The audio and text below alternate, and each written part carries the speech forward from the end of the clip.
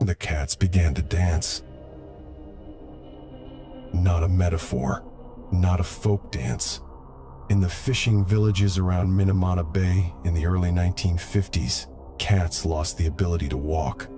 Their hind legs skidded sideways. They twitched, spun, leaped in frantic arcs, then staggered to the water's edge and drowned. The fishermen called it Odori Neko, Bio, the dancing cat disease.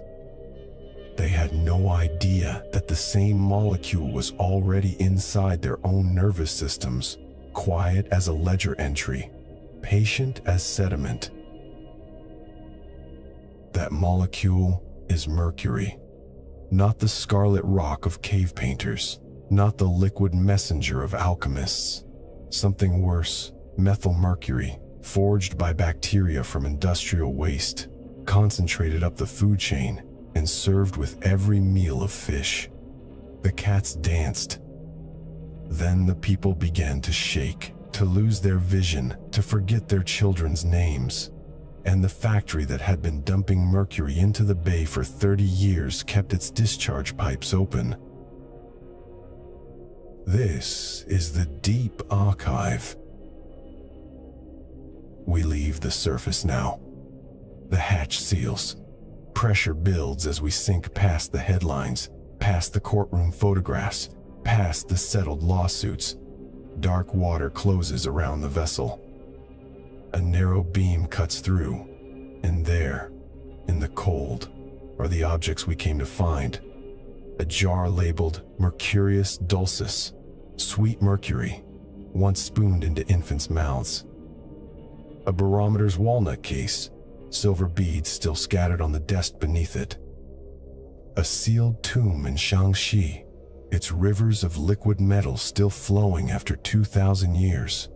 And a cat's preserved paw, curled mid-twitch, waiting in a museum drawer. The evidence is stored below the reach of daylight. The files are sealed, but not forever. Let the archive open. The real descent begins now. The flame is the first thing you notice. Not the flame itself, but what it does to the wall. A torch. Nothing more than a bundle of dried grass and resin, fluttering in the exhalation of the cave's deeper chambers, throws its restless light across a surface that hasn't seen the sun in 17,000 years. And there, stenciled in the color of dried blood, is a human hand, fingers splayed, palm pressed to limestone. The signature of someone who stood in this exact spot when the world outside was locked in ice, and who reached for the brightest, most permanent red the earth could offer. That red was cinnabar. Before it was a metal, before it was a medicine, before it was a poison that would traverse oceans and accumulate in the flesh of unborn children, mercury was a color, a stone. A heavy crimson mineral that could be scratched from the rock, ground to powder, and mixed with water, oil, or animal fat to produce a pigment of astonishing intensity. The earliest human hands to hold mercury never held the liquid metal at all. They held a rock the color of a fresh wound, and they saw in it something worth carrying underground, worth mixing in the dark, worth blowing across their own outstretched fingers to leave a mark that would outlast their bones. The geological name is mercury sulfide, HGS. A simple pairing, one atom of mercury, one of sulfur, locked into a trigonal crystal lattice that happens to reflect red light with such efficiency that it seems almost to glow even when no light is falling on it. The mineral forms near volcanic vents and hot springs, where mercury vapor rising from the Earth's deep plumbing encounters sulfur and precipitates out as veins of scarlet running through otherwise unremarkable gray stone. It is, viewed coldly, a semiconductor with a band gap of about 2 electron volts. But nobody who has ever held a piece of cinnabar in their hand has thought of it in those terms. They thought, This is the color of life. This is the color of power. This is the color that belongs to the dead and to the gods and to anyone who wishes to be remembered. The archaeological record shows that cinnabar was being systematically mined and traded by the 9th millennium BCE. At Çatalhöyük, the vast Neolithic settlement on the Anatolian plain, archaeologists found cinnabar powder used to coat human skulls in what appears to have been a ritual of secondary burial. The body was first interred elsewhere, then the bones were recovered, and the skull was painted red before being placed beneath the floor of a dwelling. The living slept above the dead, and the dead wore the color of Mercury on their bones. The same pigment appears at sites across the Levant, the Aegean, and the Iberian Peninsula, moving along trade routes that predate writing, predate the wheel, predate every technology we associate with civilization, except the technology of color. The color was the technology. What made cinnabar valuable was not merely its brilliance, but its stability. Organic reds fade, ochres brown, plant dyes wash out. But mercury sulfide, once ground and applied, remains red essentially forever, or at least for longer than any human culture has been able to measure. The Romans understood this. They called it minium, and they used it so extensively in wall paintings, manuscripts, and cosmetics that the word became synonymous with the color itself. A Roman woman of means might dust cinnabar powder onto her cheeks and lips, absorbing trace amounts of mercury through her skin each time she applied it, each time she smiled, each time she ate. The pigment that made her beautiful was also, in increments too small to notice, making her sick. The Roman architect Vitruvius noted that workers in the cinnabar mines suffered from a peculiar set of symptoms: trembling hands, a shuffling gait, a tendency to startle at small noises, but he attributed these to the bad air of the underground, not to the mineral they were extracting. The distinction would take 2,000 years to clarify. The strange part was not that cinnabar was toxic. The strange part was that nobody could see the mechanism. The symptoms appeared slowly over years, and they looked like madness or age or the capricious intervention of gods. The mine at Almaden in Spain, which would later become one of the most notorious forced labor sites in the Roman and Spanish empires, was already operating when Pliny the Elder wrote about it in the 1st century. He described convicts and slaves being sent there as a death sentence because the work was known to destroy the body. But the Roman understanding of that destruction was moral and environmental, not chemical. The mine was cursed. The air was corrupted. The men who went there were already condemned, and their deterioration merely confirmed what the law had already decided. Nobody looked at the red stone itself and saw a molecule that could cross the blood-brain barrier, bind to proteins, and slowly dismantle a human nervous system from the inside. Nobody would see that for a long time. The paradox sits at the very beginning of the archive. The first human relationship with Mercury was one of desire. Desire for beauty. Desire for permanence. Desire for a mark that would survive. And Mercury delivered exactly that. A color so stable that it still looks wet on cave walls after 200 centuries of darkness. But the delivery came with an invoice nobody knew they were signing. The mineral that painted the dead also followed the living home, settling into their tissues in quantities too small to taste, but large enough, over time, to still a hand, to cloud a thought, to shorten a breath. The red was a gift, and the gift was charged at a rate that would not be calculated until the people who owed the debt were long gone.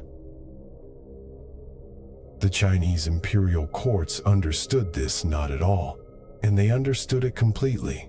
which is to say, they registered the danger without correctly identifying its source. The story of Chinese alchemy and Mercury begins, as so many stories of Mercury do, with the problem of death. The early Taoist alchemists who advised the emperors of the Qin and Han dynasties were not primarily metallurgists. They were investigators of mortality. They believed that the physical world contained substances that could, if properly refined and ingested, arrest the decay of the body and preserve consciousness indefinitely. Gold was one such substance because it did not tarnish. Jade was another because it was cool and unchanging to the touch.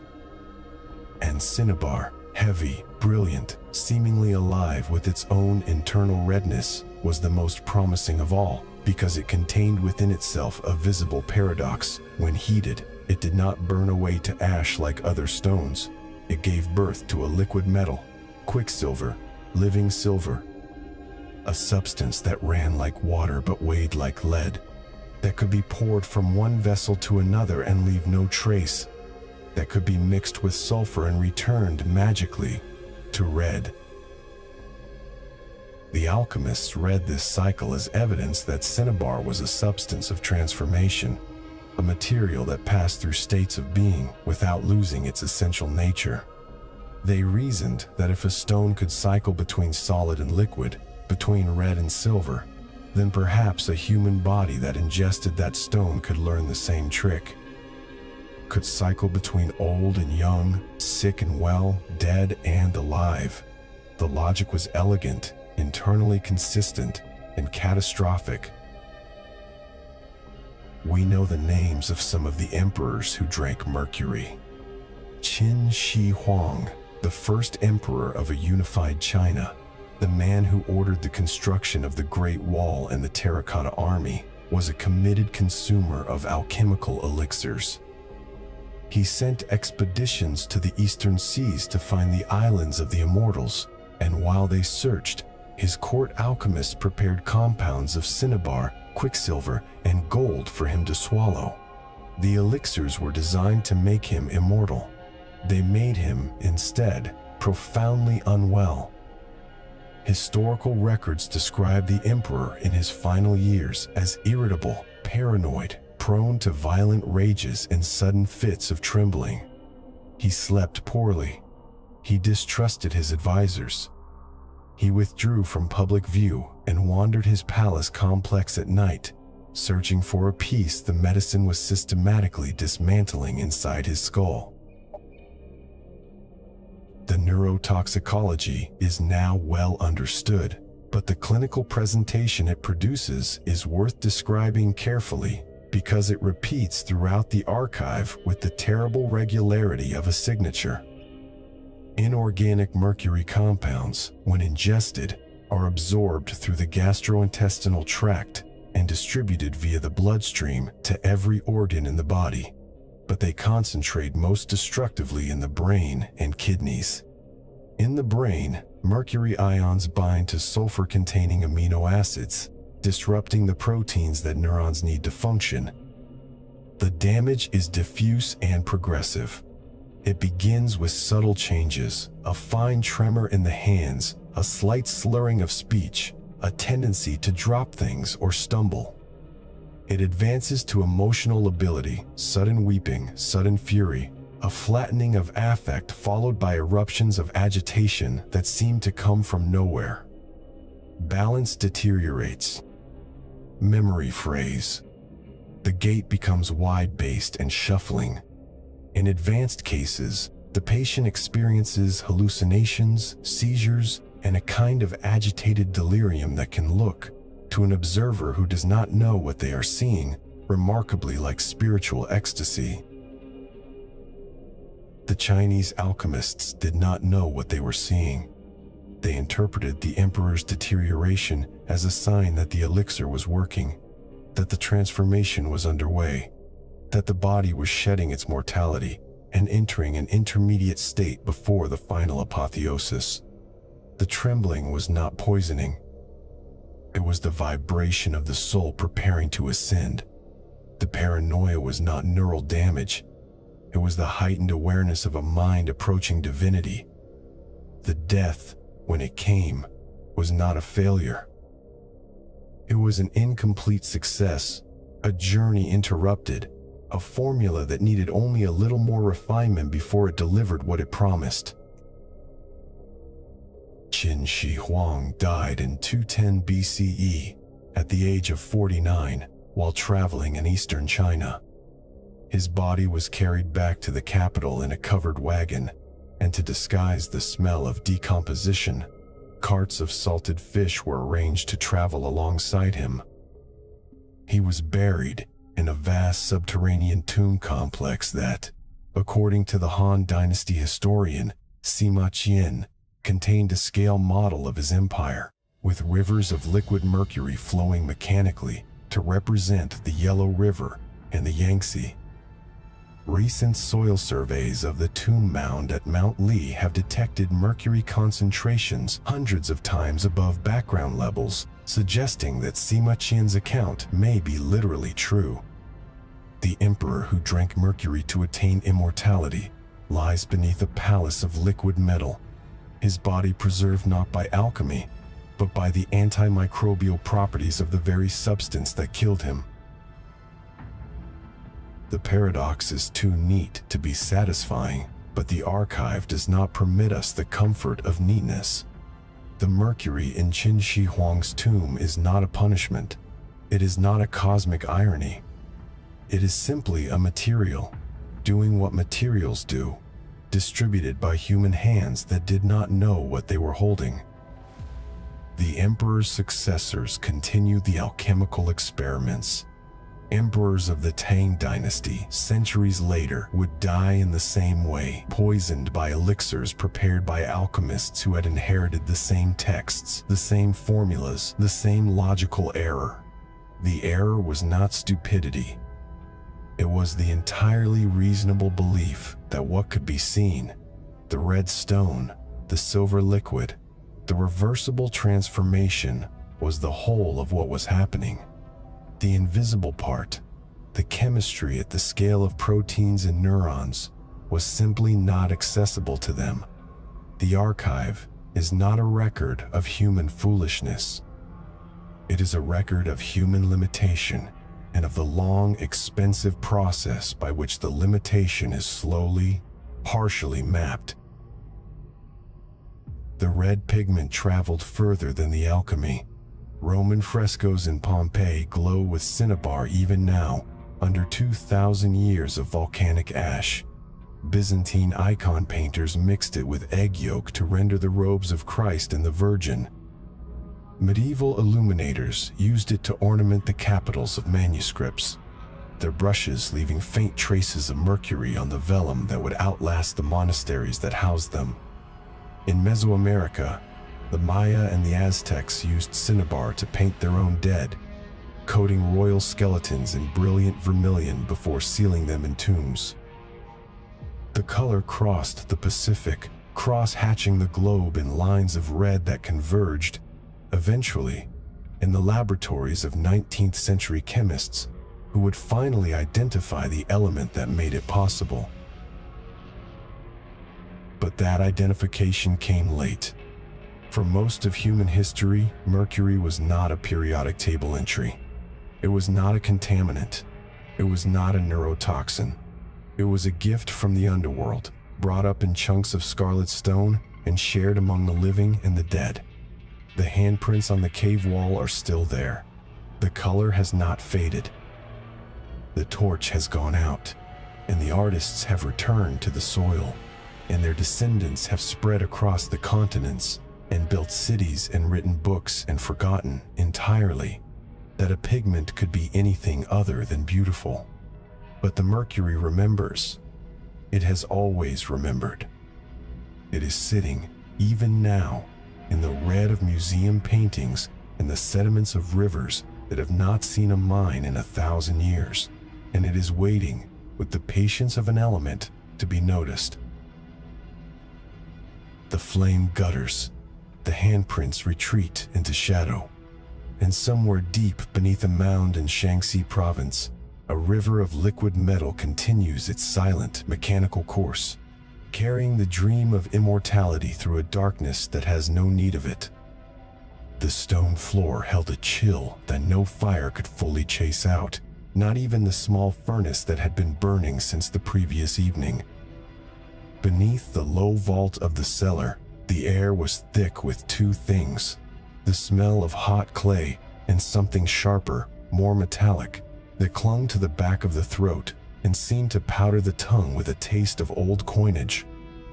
On the brickwork ledge, an alembic glowed, a sullen orange where the embers reflected in its belly, and against the warped oak table beneath it, a single globule of quicksilver was rolling, pausing, then rolling again, pushed by a draft so faint it could have been the cellarer's own breath. That bead of liquid was the size of a fingernail clipping, and it behaved as though it were alive, splitting in two, running itself back together, catching the firelight on a surface that was somehow both mirror and liquid night. It left no wet trail. It stained nothing. It simply moved, as weightless as a thought, as if the table were not wood, but a sheet of dark silk, and the metal were testing it for a way through. Anyone who had not seen it before would have reached out to touch it, to confirm that such a thing could exist at room temperature, a silver that poured, a water that did not wet the hand. That disbelief, that small gasp of violated expectation, was the first hook that Mercury set into the human mind. It would not be the last. The name we give it still carries that ancient astonishment. The Romans, who inherited both a republic and a pantheon of nimble gods, called it after Mercurius, the messenger, the god of crossroads and commerce, and the swift passage of souls between worlds. No metal was quicker. None could be poured from a ladle and yet gathered again without losing a drop. It moved as if it had business elsewhere, and the Romans, whose empire ran on the speed of a courier's sandal, recognized in its restlessness a divine signature. But the deeper name, the one that science preserved in its codes, came from the Greek workshop hydrargyrum, water silver. Hg on the periodic table is a monument to that original wonder, a compound word that tries to hold the paradox in a single breath: water silver. Not water, not silver, but something that stole the properties of both and bent them out of their natural categories. The medieval alchemists who found their way to that same liquid would have understood the linguistic dilemma perfectly.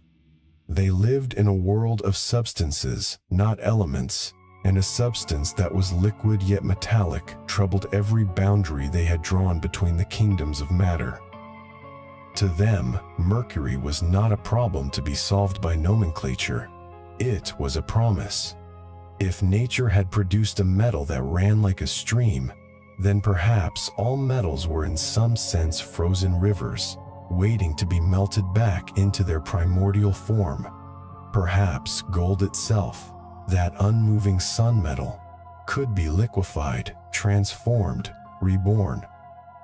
And if metal could be reborn, so could the alchemist who learned its secrets. From the academies of Baghdad to the scriptoria of Toledo, from the furnaces of Damascus to the monastic cellars of the Rhineland, the adepts set Mercury at the center of their work. They called it the prima materia, the first matter, the raw stuff of creation that existed before the divine word divided light from dark. And the sulfur-mercury theory that came to dominate Islamic and later Latin alchemy. All metals were composed of two principles: sulfur, the fiery, dry, masculine principle of color and combustibility, and mercury, the watery, cool, feminine principle of fusibility and luster. The proportions of these two determined whether a metal was lead or tin or copper or silver or gold. Tinker with the balance, purify the mercury, fix the sulfur, and you could transmute one into another. The Philosopher's Stone, that elusive catalyst that would perfect the work, was hidden somewhere inside this theory, a child of the chemical wedding between the two principles. And so the alchemists began to marry them, over and over, in sealed glass vessels that they called the philosophic egg.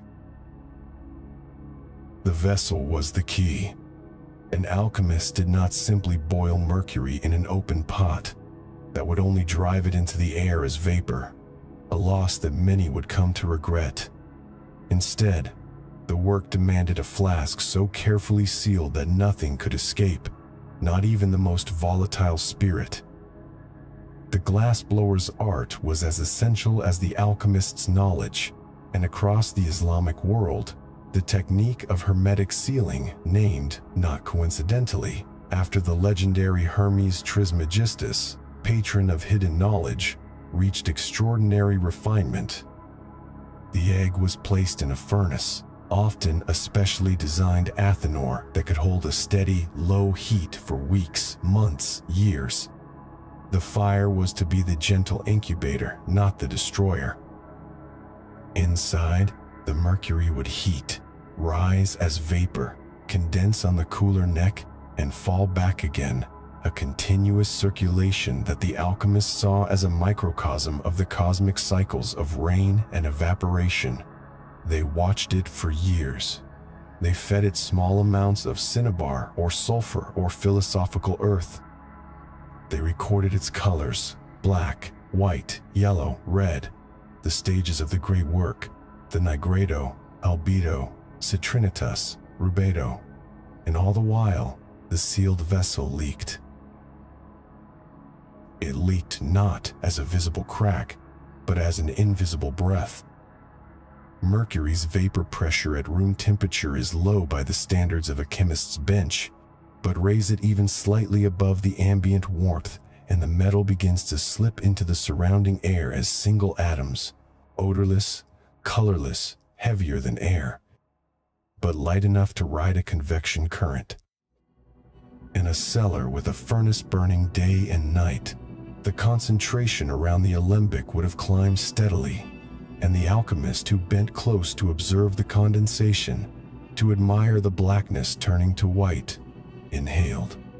He inhaled a neurotoxin that crossed from the lungs into the bloodstream with the efficiency of oxygen, that bound to proteins and membranes, that crossed the blood-brain barrier as if it had a diplomatic passport, and that once inside the central nervous system, began to interfere with the delicate molecular machinery of thought, movement, and memory. The skin was another port of entry.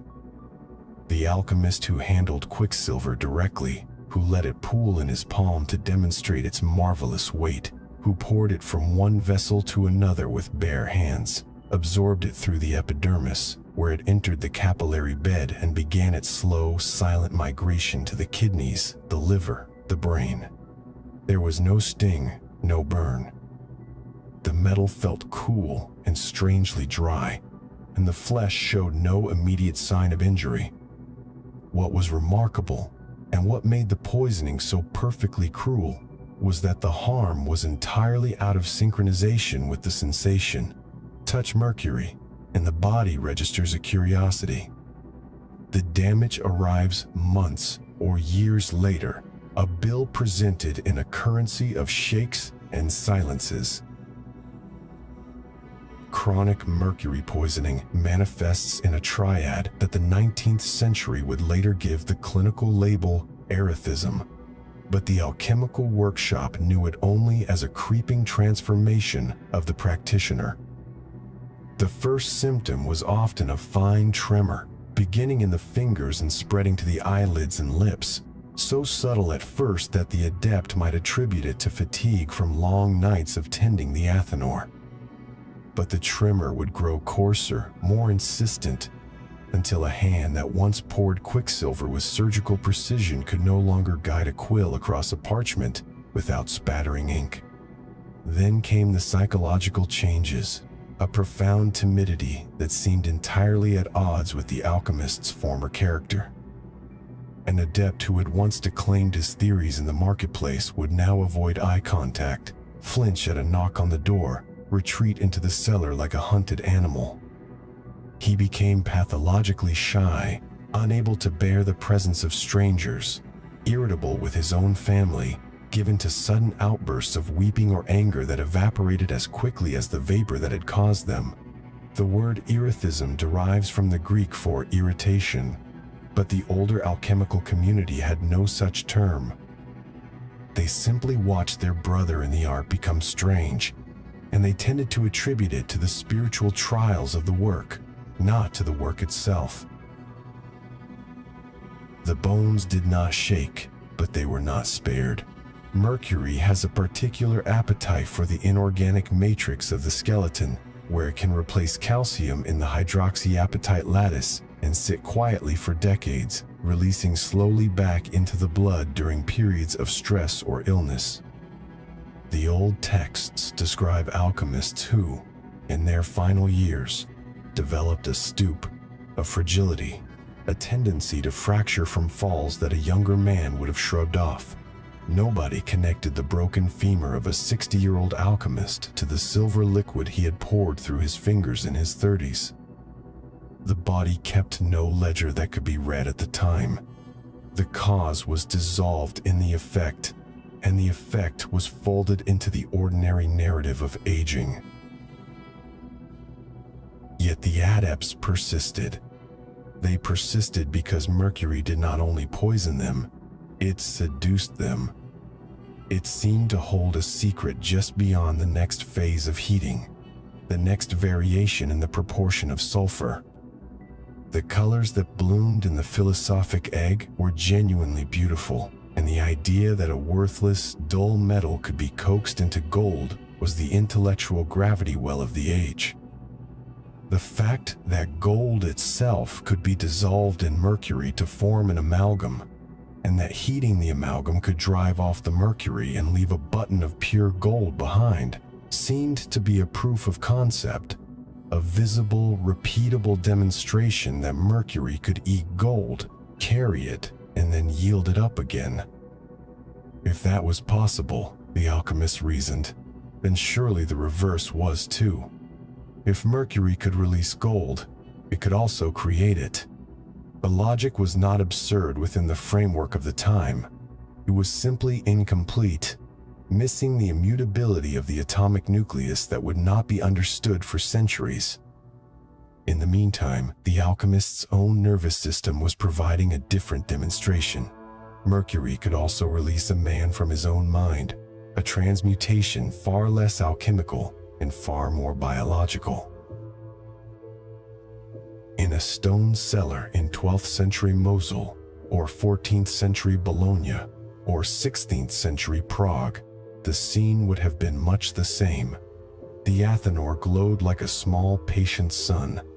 The alembic ran with the same cyclic rain. On the warped oak table, a stray globule of quicksilver rolled into a join between two planks and vanished, settling into a crack that would never be cleaned, to vaporize slowly for years, bathing the room in a faint metallic breath that nobody could smell. The alchemist would mark his notebook with a trembling hand, noting the color shift from black to white to yellow, and he would interpret the tremor as the excitement of approaching revelation. The ink would blot, and he would curse his clumsiness, never dreaming that the blot was the authentic signature of the very substance he was annotating, writing its own commentary in the margins of his flesh. The strange part was not that the alchemists failed to make gold. The strange part was that they succeeded in making a far more consequential thing, a growing body of empirical knowledge about how matter behaves under heat, how vapors condense, how metals amalgamate, how acids and salts interact.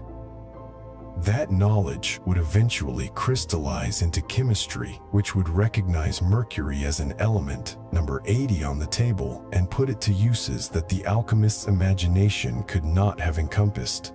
But the cost of that knowledge, measured in the slow neurological dissolution of its early practitioners, was not recorded in any ledger. It was carried in the staggering gait of the old master who could no longer climb the cellar stairs, in the sudden silences of the adept who had lost his train of thought mid-sentence, in the childless marriages of men whose bodies had quietly stored the metal in their germinal tissues. The prima materia was supposed to be the raw stuff of creation. It turned out to be, in the long exposure, a raw agent of undoing. The philosophers of the Islamic Golden Age, Jabir ibn Hayyan in Kufa, Al-Razi in Baghdad, wrote voluminously on the preparation of mercury and its compounds, noting its toxicity in passing, but the weight of their attention was always on its potential. Al-Razi, a physician of extraordinary perception, classified mercury among the poisons and described the tremor it produced. Yet even he could not entirely abandon the hope that a substance so peculiar might hold the key to the ultimate medicine. The boundary between poison and cure was thin enough, in humoral theory, to be crossed with the right dosage and the right prayers. That ambiguity, far from protecting the alchemists, deepened their exposure because it translated every symptom into an ambiguous sign. Was the shaking a sign of the body purging impurities, or a sign of the medicine having been misapplied? The language of alchemy supplied an escape from the conclusion that the work was fundamentally dangerous. The work was sacred. The adept was being tested. The trembling was a trial, not a toxic endpoint. In the Latin West, the same pattern unfolded with its own local inflections. The translation of Arabic alchemical texts into Latin in the 12th and 13th centuries unleashed a wave of experimentation that made mercury a household substance in monasteries and princely courts. Albertus Magnus, the Dominican scholastic, described seeing a vessel of quicksilver so heavy that a man could not lift it, and marveled at its ability to penetrate the pores of a leather purse. He noted that it destroys gold by division, a phrase that captures both the amalgamation process and a premonition of the destruction it could visit upon a human frame. Roger Bacon, the Franciscan who was rumored to have built a brazen head that spoke prophecies, spent long hours with mercury and sulfur in his Oxford workshop, and his later biographers recorded a tremor that worsened with age. The evidence is circumstantial, but the chemistry is not. The cellar in our story is empty now. The Athanor has long gone cold, and the warped oak table has been turned to firewood or rotted in a forgotten outbuilding. The globule that rolled between the planks has vaporized entirely, each atom drifting upward to condense somewhere else, on a colder surface, in a different room, in a different century. But the scene repeats. It repeats in the laboratory bench of the 19th century chemist who cleans a spill with his bare hands, in the felt maker's workshop where mercuric nitrate cures the beaver fur, in the chlor-alkali plant where the mercury cathode flows in a silent river beneath the electrolytic cells. The living silver that the alchemists revered as the messenger between worlds was, in fact, a messenger with a single, unchanging message, which it delivered to everyone who received it with the same indifferent persistence. I will be with you longer than you intend, and I will change you more than you imagine. The alchemist's notebook, if it survived, would tell the story in two colors. The black of the iron gall ink, recording the phases of the work, the observations of color, the hopeful dates, and a faint, irregular quiver in the strokes, a tremor that no scrap of textual criticism could ever quite assign to the aging of the author or a rough quill. It is there, in the handwriting, in the hesitations, in the lines that wander from their intended path. The document does not know it is a medical record. It believes itself to be a recipe for the philosopher's stone, but the body knows, and the body, in its quiet way, has been taking its own notes, in its own script, on its own materials. The archive does not forget. It simply waits for someone to learn how to read it. And the reading, when it finally came, would come too late for the man who sat alone in the cellar, watching a single globule of quicksilver roll and reform on the wood, convinced that he was on the verge of unlocking the secret of immortality, while the metal had already begun to take its own, much more modest, much more permanent, secret from him. The jar sat on the third shelf, third from the left. It was a plain ceramic vessel, the kind that apothecaries across Europe ordered by the dozen from potteries in Staffordshire or Delft. Its glaze had crazed slightly with age, a fine web of cracks that caught the gaslight and held it. The label, hand-lettered in copperplate script on paper gone the color of old teeth, read, Mercurius Dulcis. Sweet Mercury. The name was not ironic. The name was sincere. Dust motes drifted through the cone of light above the jar, suspended and slow, turning in the warm air like flecks of gold leaf. The shop had closed an hour ago. Somewhere in the back room, a clerk was copying entries into a ledger, the scratch of his nib, the only sound besides the occasional pop of the gas fixture. The jar stayed where it was, patient and sealed, holding inside it a compound that had, by that point in the 19th century, passed through the bodies of kings, infants, poets, and prostitutes, leaving behind a paper trail of grateful testimonials and ruined mouths. To understand how a mercury salt earned the adjective sweet and kept it for 300 years, you have to go back to a man who believed that the universe was a chemical equation waiting to be balanced. Philippus Aureolus, Theophrastus Bombastus von Hohenheim, who renamed himself Paracelsus because modesty was not among his ailments, stood before the medical faculty at Basel in 1527 and burned the books of Galen and Avicenna in a public bonfire. He was not being theatrical. Well, he was being theatrical, but he was also making an argument. The old medicine, he insisted, was a system of false correspondences. The body was not a balance of humors. The body was a chemical vessel, and disease was a chemical disruption, and the cure would therefore be chemical too. This was, in its way, a genuine breakthrough. Paracelsus discarded the leeches and the bleeding bowls and the prayer, and he turned instead to the mineral kingdom: antimony, arsenic, lead, and mercury.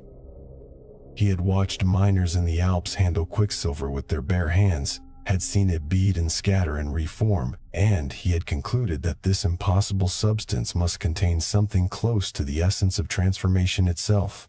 He began prescribing it, for dropsy, for epilepsy, for the French disease. The results were mixed, but the theory was compelling, and the theory traveled. By the 17th century, mercurial preparations had fanned out across the medical landscape of Europe. The most popular was calomel, mercurous chloride, a white powder that could be pressed into pills or suspended in syrup or dusted onto gums. It was a purgative, meaning it made the body expel things violently from both ends, and purgation was the reigning therapeutic logic of the age. The idea was simple, ancient, and almost impossible to dislodge. Sickness was a corruption lodged inside you, and the cure was anything that drove it out: sweat, vomit, diarrhea, saliva. If the patient was not visibly evacuating something, the treatment was not working. Calomel delivered. A dose of calomel produced results that were undeniable and spectacular, and patients, and more to the point, doctors, interpreted those results as evidence that the poison was leaving the body. The mercury was not seen as the agent of the crisis. The mercury was seen as the messenger that summoned the crisis and then departed. The fact that patients felt worse before they felt better was proof of the medicine's seriousness. The fact that some of them never felt better at all was proof of the disease's severity. The strange part was not that calomel failed to cure anyone. The strange part was that it sometimes appeared to work. In certain cases of intestinal parasites, the compound's corrosive effect did kill the worms before it damaged the host beyond repair. In certain doses, it did reduce the inflammation of syphilitic sores, at least temporarily, because mercury is a powerful antimicrobial. Too powerful, too indiscriminate, but real. These scattered partial successes functioned as confirmation for the whole enterprise. A medicine that sometimes worked was a medicine that worked. The failures were failures of application, not of principle. And so the dosing continued, generation after generation. By the time George III was losing his colonies and Napoleon was losing his armies, calomel had become one of the most widely administered drugs in the Western world. It was given to adults for syphilis, for melancholy, for constipation, for liver complaints. It was given to children for croup and teething and worms. Teething powders containing calomel were sold over the counter in London and Boston, marketed with illustrations of smiling infants and promises of restful nights for the whole household. The infant's gums would be rubbed with the powder. The infant would drool. The drool was a sign that the medicine was working. The drool was mercury poisoning. Here is where the medical record becomes a document of systematic self-deception.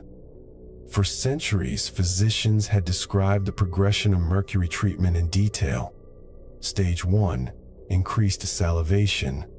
Stage 2, inflammation of the gums, a metallic taste in the mouth, loosening of the teeth.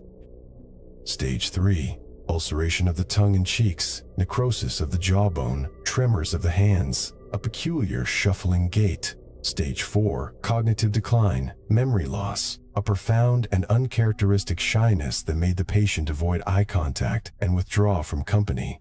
The doctors wrote all of this down. They wrote it down as the expected course of a successful treatment protocol. The salivation was called the mercurial flux, and it was the goal. A patient who was not salivating was not being adequately treated. The dose would be increased until the gums bled and the teeth wobbled in their sockets. Then, and only then, was the mercury considered to have done its work. The cost was not hidden. It was cataloged. It was just cataloged under the wrong heading. Walk with me into a syphilis ward in Paris, sometime around 1830. The room is a long gallery with high windows, the glass fogged with condensation from the breath of 24 men lying on iron bedsteads. The smell is not primarily of disease but of mercury, a faint, sweet, metallic tang that clings to the sheets and the curtains and the wool of the doctor's coats.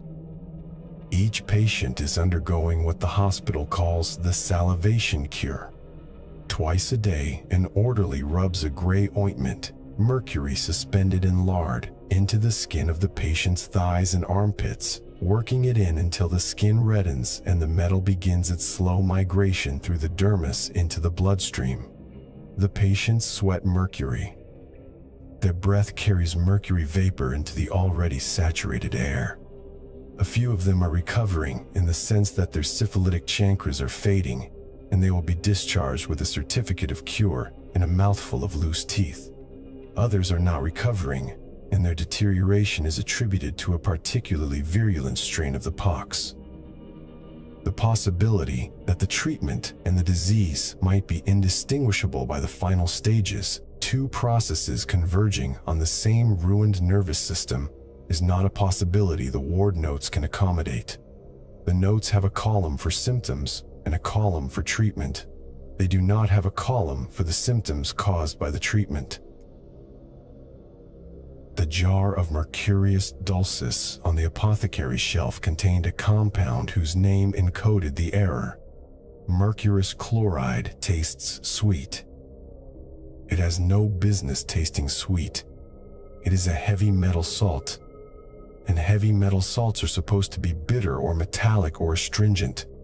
But mercurous chloride, owing to its low solubility and the peculiar way it interacts with taste receptors, lands on the tongue with a faint sweetness. The body's first report on the substance is a lie. The tongue says sugar, and the brain files the information under nourishment, and the hands that measure out the next dose are guided by a signal that evolution never equipped to detect the presence of mercury. Sweetness meant safety for 200,000 years of primate history. It meant ripe fruit, mother's milk, carbohydrates. It never meant calomel.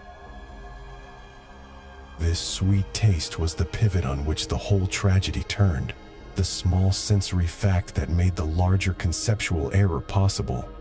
If calomel had been bitter, physicians might have been more suspicious of it. If it had burned on the tongue like lye, they might have dosed it more carefully. But it tasted sweet, and so it was given to children, and the children stopped crying, not because their gums were soothed, but because their nervous systems were being quietly dismantled. The quietness was part of the problem. Mercury does not announce itself with a crash. It accumulates. It replaces calcium in bone. It binds to sulfur in proteins. It crosses the blood-brain barrier with the ease of a diplomat passing a checkpoint. And once inside the brain, it stays there, interfering with neurotransmitter release, degrading myelin sheaths, producing symptoms that look at first like fatigue, then like anxiety, then like madness. And finally, if the dose is high enough and the exposure long enough, like a kind of living death that leaves the patient trembling in a chair, unable to speak, unable to swallow, unable to recognize the faces of the people who are still, with the best intentions, applying the ointment. The archive of this era is not a secret archive. It is an open archive, fully legible, preserved in the case notes and the hospital ledgers and the pharmacy recipe books of every European capital. The ledger shows a cure in the debit column and a body in the credit column, and the arithmetic never quite closes. The famous patients received the famous treatments. Lord Byron, ravaged by gonorrhea and possibly syphilis, submitted to mercury and wrote to his friends about the misery of the cure, the confounded calomel, that left him wretched and bilious. Abraham Lincoln, decades before the presidency, took blue mass, pills, mercury pills, for melancholy, and the tremor in his hands and the darkness in his moods may have been as much a product of the prescription as of the condition it was meant to treat. Napoleon's exiled soldiers on St. Helena were dosed with calomel for dysentery. Some of them died of mercury poisoning while their doctors recorded the deaths as complications of the tropical climate. The mistake was not an occasional failure of judgment.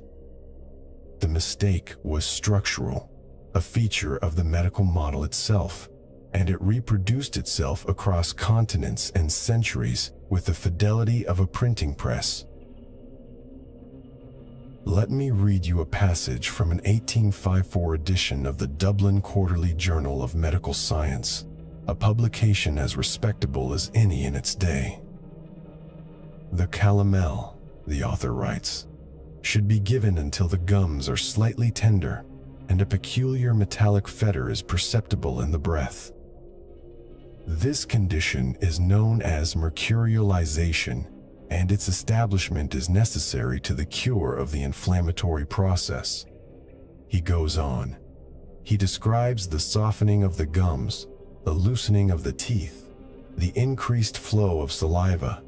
He describes these as signs that the medicine is achieving its therapeutic effect.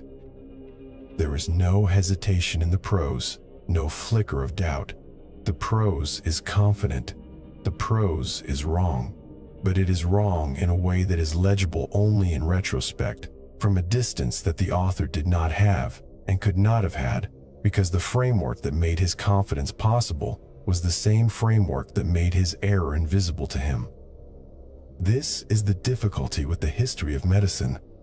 The errors are always obvious afterwards. They were not obvious at the time. At the time, they were science. The dust motes have settled. The gaslight has been turned down to a blue whisper. The clerk has finished his copying and gone home, and the shop is silent except for the slow tick of a regulator clock on the wall. The jar labeled Mercurius Dulcis remains on its shelf, waiting for tomorrow's prescriptions, for the infant with a fever, for the widow with a low mood, for the merchant with a rash he does not wish to discuss. The jar does not know what it contains. The name on the label does not know that it is a misnomer. The sweet powder inside does not know that it is poison, because knowing is not something a powder can do. Knowing was something the physicians were supposed to do, and they did their best, and their best was not nearly good enough. That gap between the intention and the outcome, between the sweetness on the tongue and the tremor in the hand, between the medicine and the malady, is the gap this whole history moves through. It opened in a 16th century apothecary, and it did not close. It widened. It spread. It moved from the consulting rooms of Basel to the wards of Paris to the nurseries of Victorian London, and it carried with it a question that the physicians could not hear because they were too busy writing case notes. The question was not why the patients were sick. The question was whether the cure and the sickness had become, somewhere in the long dark of the dosing, the same thing. The clock ticks, the jar waits, and somewhere in the city, a mother measures out a spoonful of white powder for a child who cannot yet speak, trusting the label, trusting the doctor, trusting the centuries of medical authority that have converged on this one small domestic act. The trust is not foolish, it is human. And it is about to be betrayed by a chemistry too patient to gloat and too slow to be seen. The canal at midnight holds its breath. A single lantern, iron and horn, hangs from a boatman's pole at the edge of the Rio de Vitrai, and the water beneath it does what water in Murano always does. It doubles the flame, perfectly, without comment, without wavering. The flame and its reflection are indistinguishable. The air smells of salt and something sharper, something that catches at the back of the throat. A Venetian notary, walking home late from a tavern, might notice the smell and think nothing of it. He has smelled it for years. Everyone on the island has. It is simply the scent of the furnaces, the scent of the work, the scent of glass. He does not know that the scent is also the scent of a slow dissolution. The island of Murano, a 20-minute gondola from Venice proper, had been the center of European glassmaking since 1291, when the Venetian Republic, in a fit of civic caution, ordered all glass furnaces removed from the city to prevent fire. What began as a fire code became, within 2 centuries, an industrial cordon sanitaire, a sequestered laboratory where knowledge was guarded not only from the outside world, but from the artisans' own neighbors. By the early 16th century, Murano's glassmakers were simultaneously the most celebrated artisans in Europe and the most watched. They were forbidden to leave the Republic. To carry the secrets of glassmaking abroad was punishable by exile, by confiscation, by state-sanctioned assassination. The glassmakers were aristocrats of skill and prisoners of geography, and they knew both facts intimately. And among those secrets, none was more tightly held, more economically valuable, more jealously policed, than the secret of the mirror. There had been mirrors before, of course. Polished obsidian in Anatolia, burnished copper in Egypt, small roundels of blown glass backed with lead in the Roman world. But all of them offered approximations, dark reflections, warped reflections, reflections that told you the shape of your face, but not the color of your eyes, not the texture of your skin, not the particular quality of a Tuscan noon falling across a silk sleeve. A true mirror, a glass that returned the world without distortion, was a technological grail, and Murano found it. The method was not recorded in any single notebook.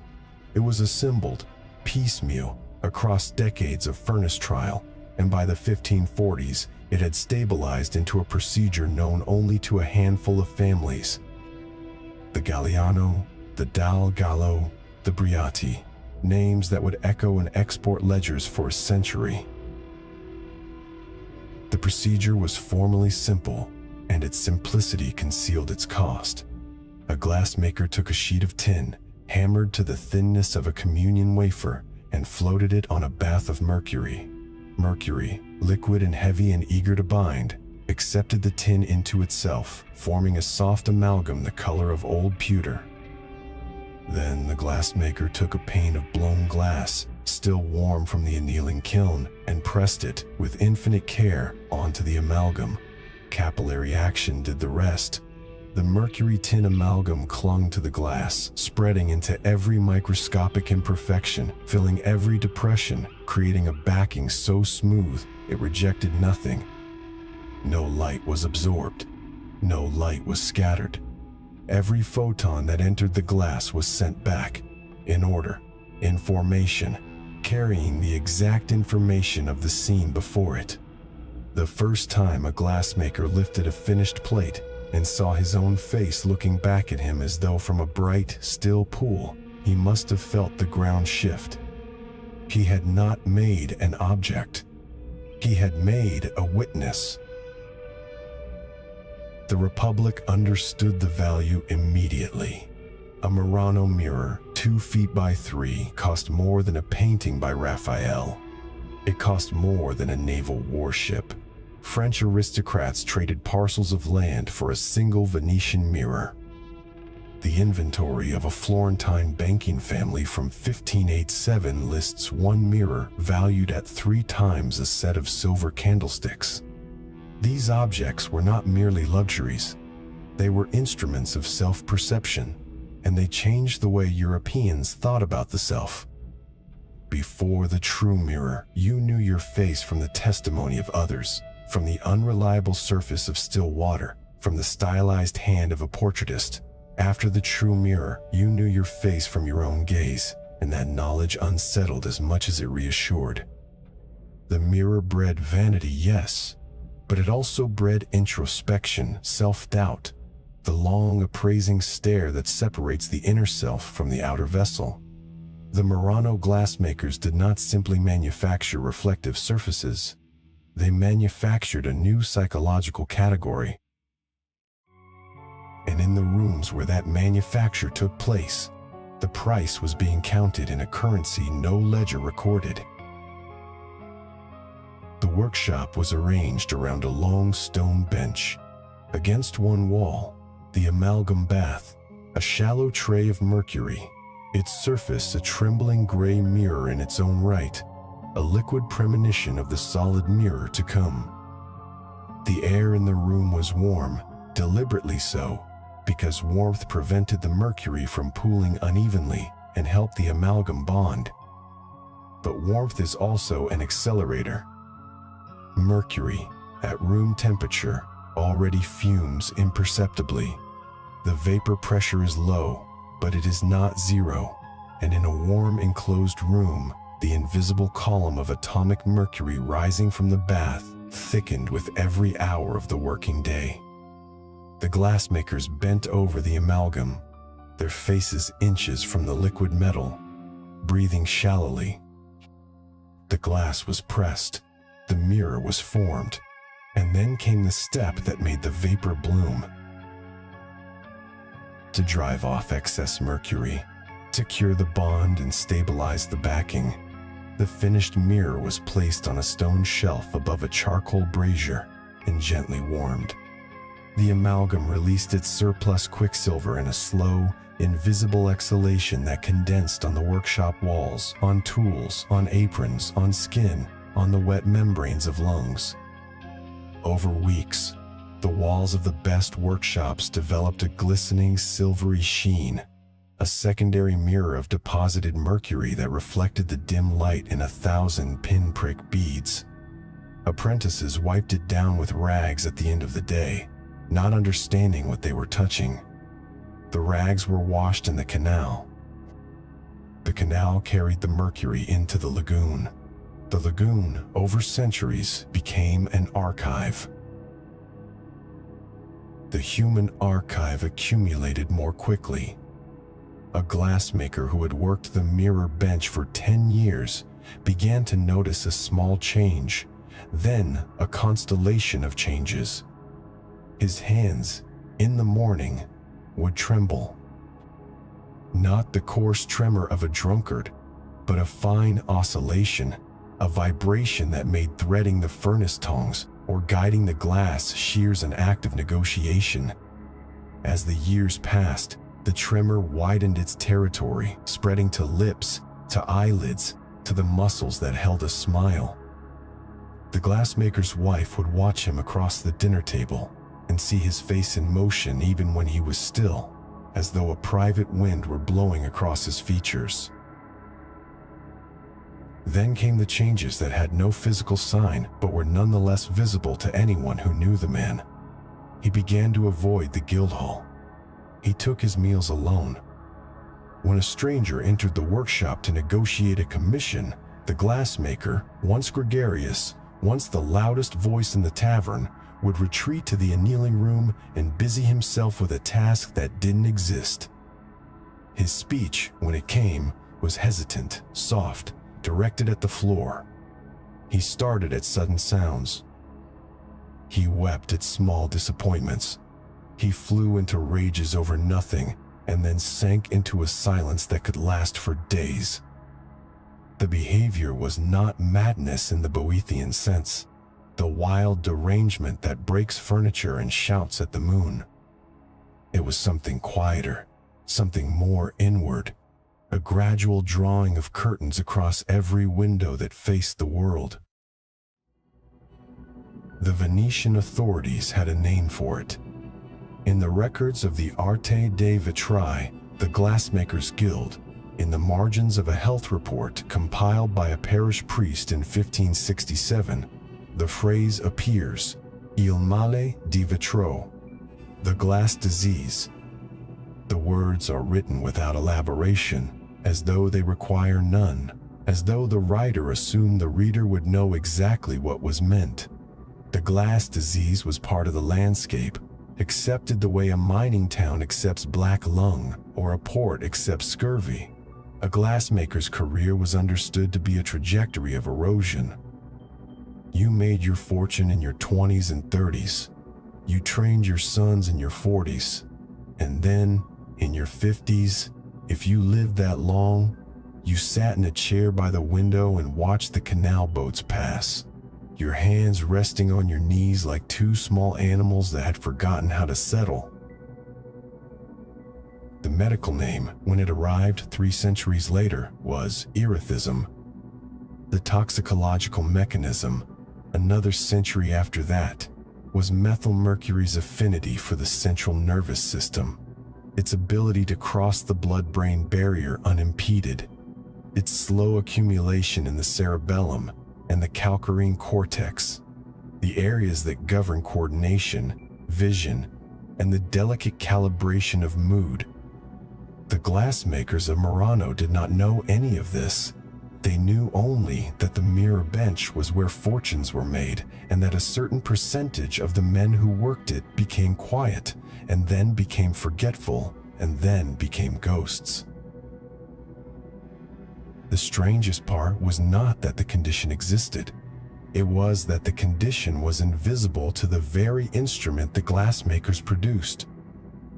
A mirror maker in the grip of Il Male di Vetro could hold one of his own mirrors before his face and see nothing wrong, no lesion, no discoloration, no visible sign of the mercury that was lodging in his tissues.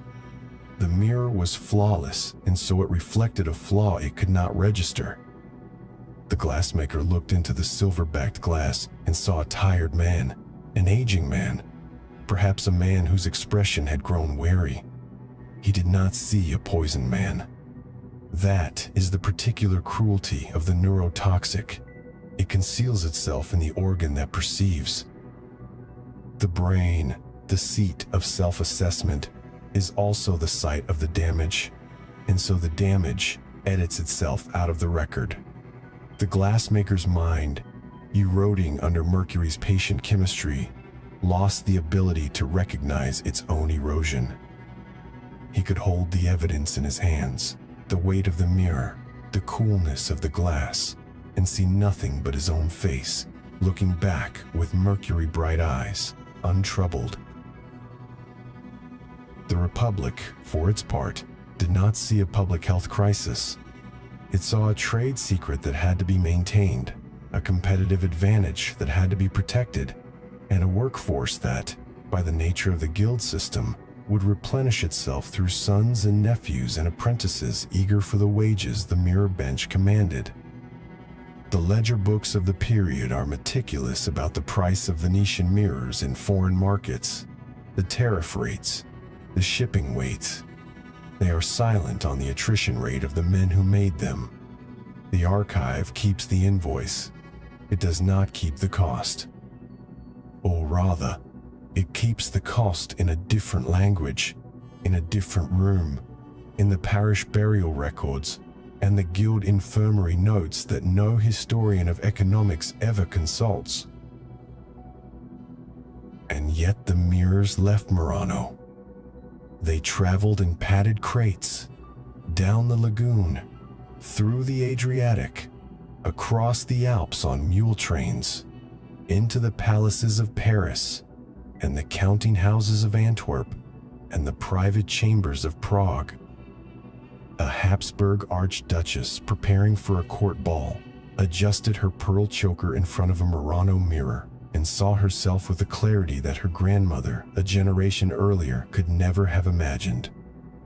A Dutch merchant negotiating a marriage contract watched his own expression in the mirror on the wall and calculated the terms he would offer. A French philosopher, passing a hallway mirror in Rouen, caught a glimpse of his own silhouette and paused, arrested by the strangeness of seeing himself from the outside. The mirror had become, within a single human lifetime, a piece of the furniture of consciousness. It was no longer a luxury object. It was a prosthetic for the self, and none of the people who used it knew that its manufacture required the gradual subtraction of selves, one glassmaker at a time, in a warm room on an island in a lagoon. There is a painting, unsigned and undated, hanging in a small museum in Treviso. It shows a Murano workshop, probably around 1600. Two men bend over a table. A mirror lies between them, half assembled, its amalgam back catching the light from a leaded window. The men's faces are calm, focused, professional. If you look closely, you can see that one of them, the older one, holds his hands in a slightly unusual way, the fingers curled inward, the knuckles resting against the table edge, as though steadying himself. It is a small detail, easily missed. The painter almost certainly included it without knowing what it meant, without any intention beyond fidelity to what he saw. But it means everything. It means that the disease was there, in the room, at the moment the brush touched the canvas. It means that the archive, if you know how to read it, contains its own margins of dissent. The waters of the lagoon, meanwhile, received their silent tribute decade after decade. The rags, the wash water, the sweepings from the workshop floor, all found their way into the canals, and from the canals into the tidal exchanges of the Adriatic. The mercury did not vanish. It sank, adsorbed to sediment particles, and began its long bacterial journey toward methylation, toward bioavailability, toward the food web that fed the fishermen whose boats rocked at the Murano docks. That chapter would not be written for 4 centuries, but the ink was already in the water. The mirror bench outlasted Murano's monopoly. By the late 17th century, Colbert's industrial spies had lured Venetian glassmakers to Paris, and the secret of the mercury-backed mirror was leaking across Europe, establishing manufactories in Saint-Gobain and beyond. The Venetian Republic's desperate countermeasures, the poisonings, the kidnapping attempts, the diplomatic threats, slowed the exodus but could not stop it. The mirror became a European product, and then a world product, and its Venetian origins faded into a footnote in art history textbooks. But the chemical facts did not fade. The mercury vapor pressure at workshop temperature did not change. The affinity for brain tissue did not weaken. The glassmakers in the new French and English factories walked the same neurological trajectory their Murano predecessors had walked, and the medical literature of the 18th century began, slowly, to notice. An Edinburgh physician in 1743 remarked on the peculiar tremor of a looking-glass maker in Leith. An industrial survey in Birmingham in 1785 noted the nervous complaints of men employed in the silvering trade. The pattern was replicating because the chemistry was indifferent to borders. The molecule had no Venetian passport. It had no nationality at all. What it had was patience. The mercury that left a Murano workshop in 1550, that condensed on a glassmaker's tunic and was shaken out into the canal, did not cease to exist. It settled into the sediment, was metabolized by bacteria, joined the tissue of a bream, and the bream was eaten by a gull, and the gull died on a beach at Lido, and its feathers, collected by a Victorian naturalist and mounted in a museum drawer in Liverpool, would, in 2017, still register an elevated mercury signature under a spectrometer. The archive has many shelves. Some of them are feathered. The lantern on the boatman's pole gutters and steadies. The flame and its reflection are still indistinguishable, still doubled without distortion, as though the canal itself has learned the glassmaker's trick. The parish notary, home now, unlaces his shoes and does not think about the scent of the furnaces. In the morning, a crate of mirrors will be loaded onto a barge bound for the Rialto, and from there to a merchant's warehouse, and from there to Vienna. The mirrors will hang in a palace where a young countess will learn the shape of her own smile. The glassmakers who made them will begin another day at the bench, bending over the gray trembling surface, breathing the warm air, adding another small deposit to the account they do not know they hold. The work is good. The work is skilled. The work is killing them, but so slowly that the only symptom, for now, is a hesitation at the threshold of the guild hall, a reluctance to meet a friend's eye, a tremor too fine to name. The door to the workshop swings shut. The reflection in the canal holds steady for a moment longer, then breaks into 1,000 moving pieces as a gondola passes, and the pieces reform and hold. Deep underground, in a gallery hewn from rock the color of dried blood, the air does not move so much as it thickens. It clots. A torch guttering in a wall bracket gives the stone a low, febrile pulse, and in that uncertain light, a dozen figures are bent at the waist, swinging short picks into a seam of cinnabar that has been burning its red trace through this hill in southern Spain since before the Romans gave the place a name. The chime of iron on rock comes at irregular intervals, a kind of code, a language of exhaustion, and between the strikes you can hear the men breathing, not heavily, shallowly, wetly. One of them pauses, straightens as far as the low roof permits, and turns his face toward the torch. The skin around his mouth glistens. His hands, gripping the pick, are trembling so finely it could be mistaken for a shiver if the gallery were not already warm with the heat of bodies and burning pitch. He is 30 years old. He looks 60. He has been underground for 2 years, which means he is more than halfway to the only release this place offers. The Almaden's cinnabar mines had been worked since antiquity, the ore prized first for its pigment, and later for the quicksilver that could be driven from it by roasting. But by the 16th century, with the Spanish Empire spreading across the Atlantic and discovering mountains of silver that required mountains of mercury to process, Almaden became something more desperate, a machine for extracting liquid metal from the earth at whatever human cost the crown was willing to pay. Free laborers were difficult to keep. The work was lethal. The wages could not compensate for the odds of survival, and word traveled. So the state turned to a workforce that could not refuse, could not leave, and did not need to be paid.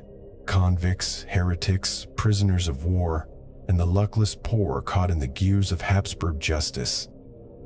Sentenced to las minas, the mines. They were lowered into the earth wearing chains that would only be struck off when the tremors grew so violent they could no longer grip a tool, or when the cough produced blood bright as cinnabar, or when they simply stopped moving. The average survival was 3 to 4 years. In some intake years, it was less. The mechanism of their undoing was as patient as it was indifferent. Cinnabar is mercury sulfide, a mineral stable enough in its solid form. But extracting the mercury required heating the crushed ore in furnaces, and even before that, the act of mining it released fine dust into the stagnant gallery air. With every breath, the miners inhaled particles of the very substance they were digging, carrying elemental mercury and its compounds across the delicate membranes of the lung and into the bloodstream. The body had no way to expel this trespasser efficiently. Mercury accumulated in the kidneys, the liver, and, with a particular and ruinous affinity, in the fatty tissues of the brain and nervous system.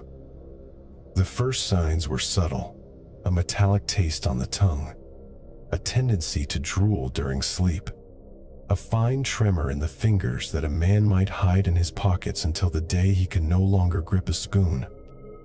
Then came the erethism, a word that would not be coined for centuries, but whose clinical portrait was already being painted in the bowed bodies of Almaden. Pathological shyness, sudden, inexplicable rages, memory loss so complete that a miner might forget the face of his own child. The tremor spread from hands to arms to whole limbs, until the body became a vessel of ceaseless, exhausting motion. Teeth loosened and fell out. The gums bled.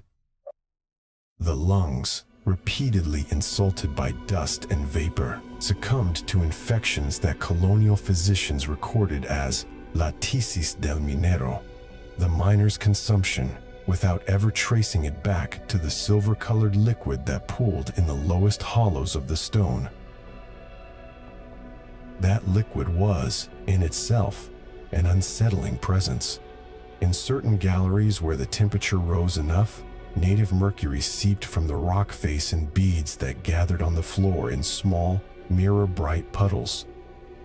The convicts learned to avoid touching them, not because anyone had explained the danger, but because the substance behaved with a wrongness that instinct recognized. If you prodded a puddle with the toe of your boot, it shattered into 100 identical droplets that fled across the stone and then, impossibly, crept back toward one another and rejoined. It refused to stay still. It refused to be contained.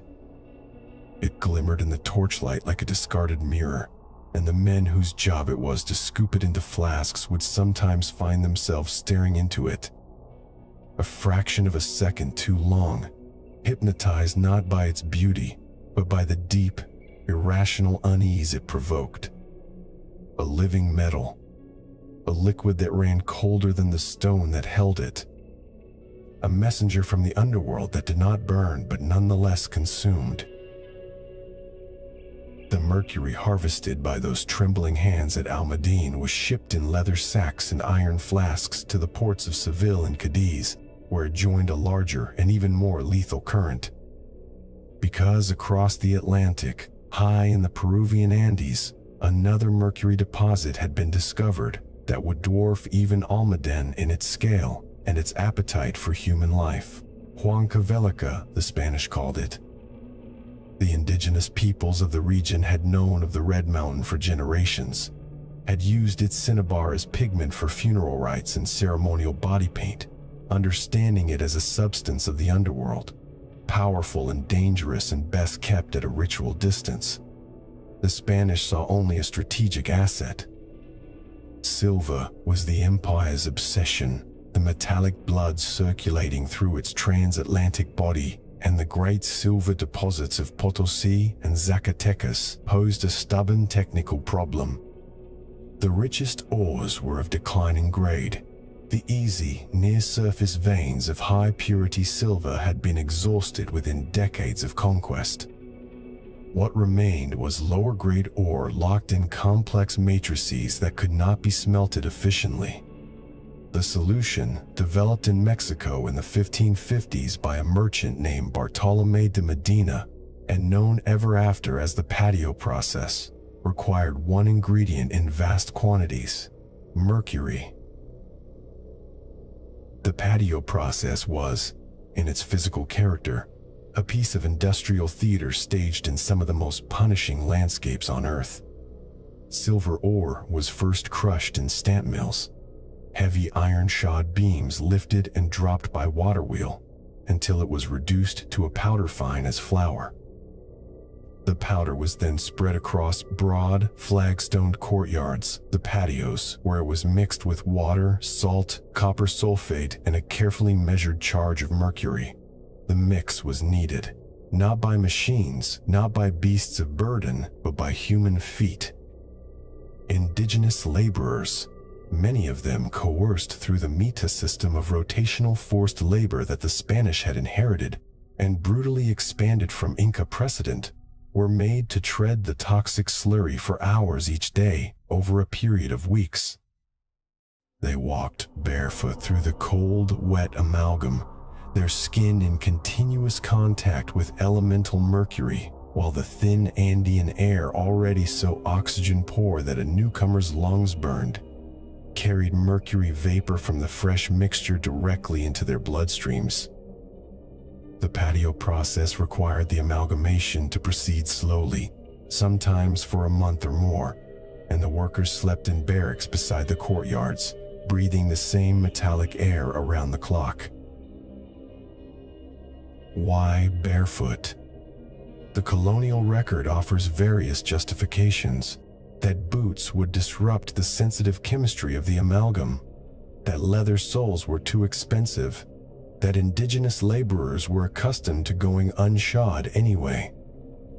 The deeper truth, visible in the cost sheets of the mining tax offices, was that the human material was treated as cheaper and more replaceable than the mercury itself. A flask of Azog Quicksilver shipped from Almaden or Huancavelica represented a capital investment that a mine operator tracked with obsessive care.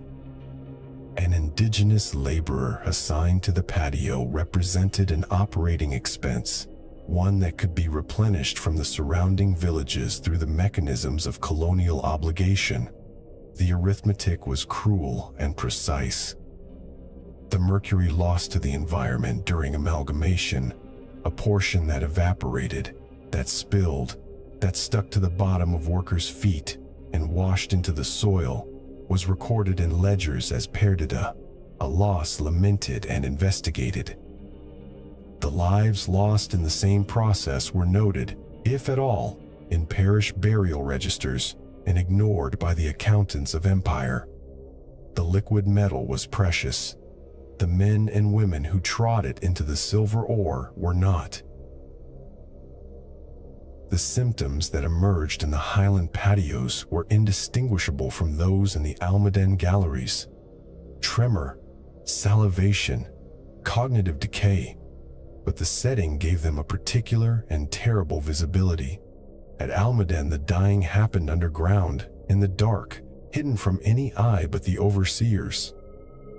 On the open patios of Huancavelica and Potosi, the spectacle was public. Travelers' accounts from the 17th century describe queues of indigenous workers shuffling toward the amalgamation yards each morning, their gait already altered, their hands shaking before the day's labor had even begun. They described children pressed into service, their smaller bodies absorbing proportionally larger doses. They described the hospitals de Minas, rudimentary infirmaries, in which the chronic cases were laid out on straw pallets to die, their nervous systems so thoroughly dismantled that they could neither speak nor swallow. When a patio worker reached the terminal stages of mercurial poisoning, the tremors gave way to a distinctive flexion of the limbs and a fixed, rigid expression that colonial observers, in the casually ethnographic idiom of the age, compared to a wooden doll's. No one recorded what the workers themselves called it. The names they gave their suffering, spoken in Quechua and Aymara and a dozen other languages the empire had no interest in preserving, are mostly absent from the archive. What remains is the Spanish administrative vocabulary: temblor, babeo, debilitamiento, tremor, drool, debility. The clinical reduction of a human being to a list of mechanical failures. The patio process was a chemical transaction as much as a human one. The mercury, when it met the crushed silver ore, performed a slow, cold alchemy. It formed an amalgam, a soft, silvery paste in which the precious metal was captured and concentrated. After weeks of treading and turning, the workers washed the slurry to remove the lighter gangue minerals, then gathered the remaining amalgam and shaped it into conical piles. These piles were heated in small furnaces or even open fires, and here the transaction reversed itself. The mercury, volatile and impatient, sublimated into vapor and fled the amalgam, leaving behind a sponge of relatively pure silver. But it did not flee far. The workers tending the furnaces inhaled the vapor directly.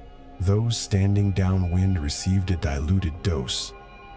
The mercury condensed on nearby surfaces, on the stone of the furnace, on the tools, on the clothing and hair and skin of the people, and began its slow, silent re-entry into bodies already saturated with the metal. The Spanish crown was aware, at some level, of the hazard. Royal instructions to mining officials at Huancavelica include occasional admonitions to build taller chimneys, to situate the heating sheds at a distance from the workers' quarters, to rotate laborers to preserve their health. These instructions were honored in the letter and ignored in the spirit because compliance would have slowed production, and production was the single value that the machinery of empire was calibrated to maximize. The demographic cost of the mercury silver economy is not easy to quantify with precision, because the colonial state did not count the dead systematically, and because the causes of mortality in a mining region were multiple and overlapping. But the broad contours are unmistakable. In the region surrounding Huancavelica, the indigenous population fell by an estimated 70% over the first century of intensive mining. Some of that collapse was driven by disease, some by the physical brutality of forced labor and the disruption of traditional subsistence patterns. A significant portion, however, was the specific contribution of mercury poisoning, which not only killed outright, but also depressed fertility and increased infant mortality, hollowing out the demographic base over successive generations.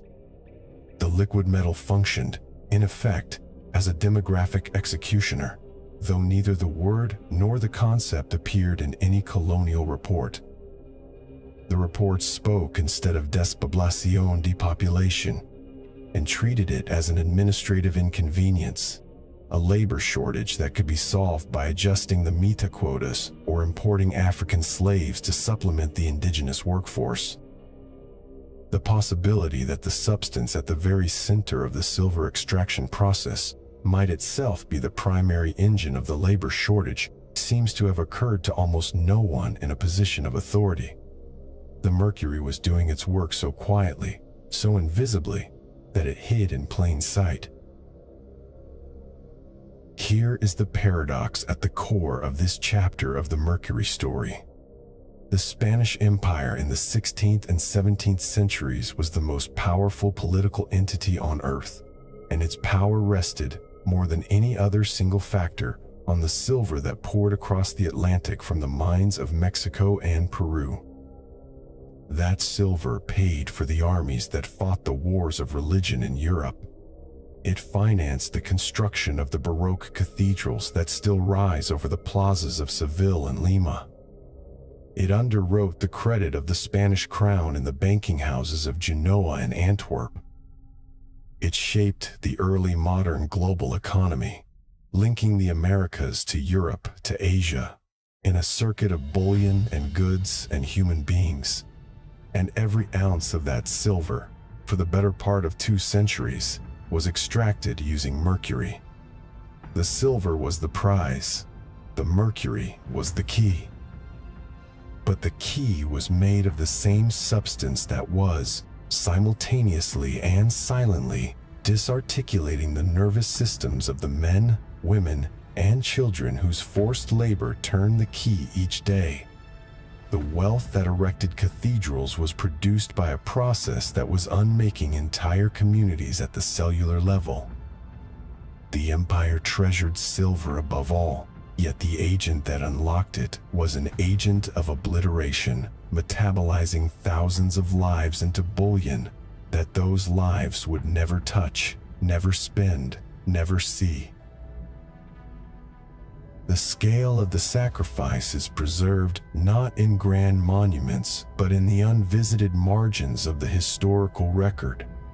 Tax documents from the Almadan administration tally the mercury shipped to the Americas in quintals, each quintal representing months of convict labor and a statistical probability of several deaths.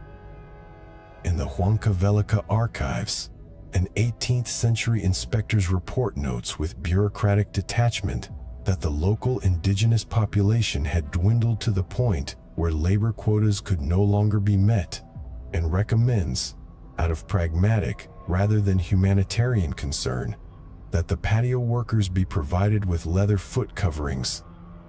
The recommendation was denied on grounds of cost. A margin note, in faded iron gall ink, records the decision, no ha lugar, denied. It is the quietest of atrocities, a single line of script in the ledgers of an empire that had made its peace with the exchange rate between mercury and human tissue. The mine galleries of Almaden are still there. The patios of Huancavelica are archaeological sites now, the flagstones weathered, the surrounding hillsides scarred with the tailings of centuries. If you were to visit either place on a still afternoon, you would notice the silence first, the absence of picks, of stamp mills, of the low human noise that once filled these spaces.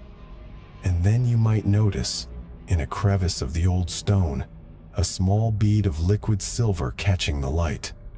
A remnant, unremarkable, easily overlooked. Mercury, once released into an environment, does not vanish.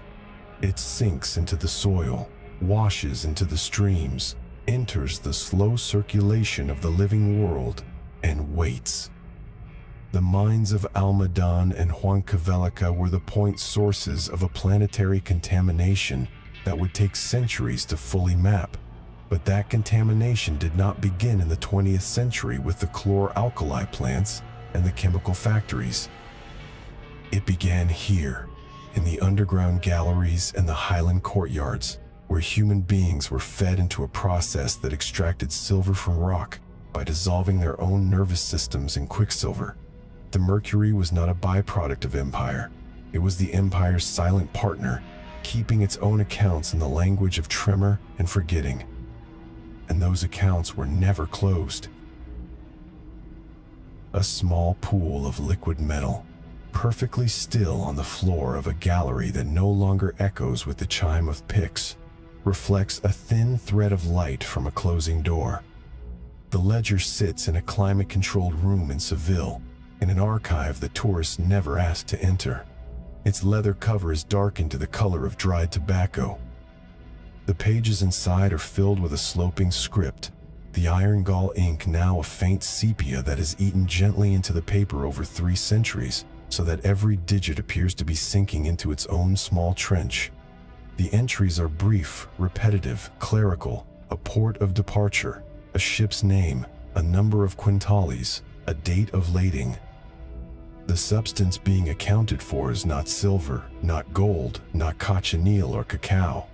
It is azog, quicksilver, mercury, and the figures tally in the thousands of tons, all bound west across the Atlantic from the Almaden mines in Spain or the Huancavelica mines in Peru into the silver refineries of New Spain. The men who kept this ledger were not villains. They were functionaries of the royal treasury, diligent men with ink-stained cuffs and aching wrists. Men who believed that a decimal point was a kind of moral instrument. They worked by candlelight in counting houses that smelled of wax and damp wool. Their job was to ensure that every flask of mercury, every leather bag of cinnabar, every shipment of crude quicksilver was properly taxed, properly weighed, properly disbursed.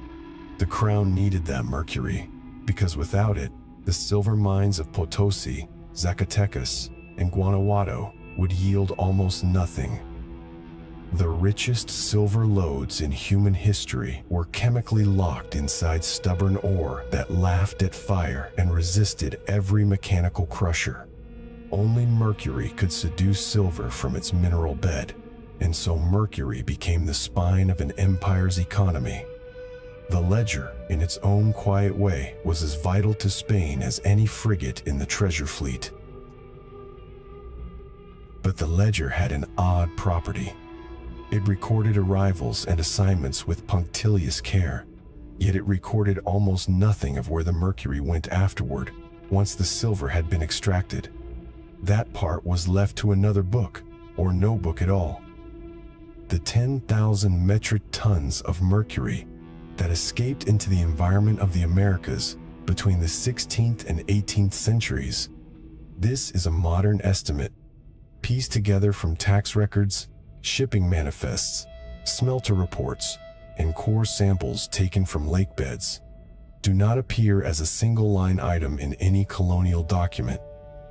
They are the ink that bled off the page, the digit nobody added, the serial margin note that the archive chose not to see. To understand how 10,000 tons of a heavy, permanent element simply vanished from the imperial accounts, you have to walk, not into the archive, but into a refining courtyard in the high Andes, at 15,000 feet, in the year 1590. The air is thin and so cold that the breath of the laborers hangs in front of their faces like a private weather system. They are indigenous men and women, drafted under the Mita labor obligation, and they are standing barefoot in a broad stone-lined trough. In front of them is a dark gray paste, crushed silver ore mixed with water, salt, and copper sulfate. Into this paste they pour liquid mercury. The mercury is poured from clay jars, and even at this altitude, where water boils at 85 degrees, the quicksilver remains as fluid as shadow, beating on the paste, refusing to stay put. The laborers stir the mixture with their feet, pressing the mercury into every crevice of the ore, working it for hours, sometimes days, as the amalgam forms. Silver atoms leave their mineral lattice and dissolve into the liquid metal with a kind of chemical patience that has no human timescale. The workers feel a slight warmth, a slight tingling in their souls. They have no shoes. They have no gloves. The mercury that clings to their feet is washed off at the end of the shift into a canal that runs downhill, out of the courtyard, into a stream that joins a river that flows through a village and into the watershed. The clay jars that once held the mercury are smashed and discarded behind the refuse heap. The rain falls on them. The soil absorbs what the rain does not carry away. That was one lost pathway. There were others, larger and less visible. After the amalgam was collected, it was heated in a small furnace to drive the mercury off as vapor, leaving behind a button of nearly pure silver. The furnace was usually nothing more than a stone chamber with a clay pipe running upward into the thin mountain air. The mercury vapor, invisible and heavy, rolled out of the pipe and condensed on contact with the cold rock walls, or drifted into the lungs of anyone standing downwind, or settled onto the grass that the llamas ate, or coated the water in the nearby cistern with a film too fine to see.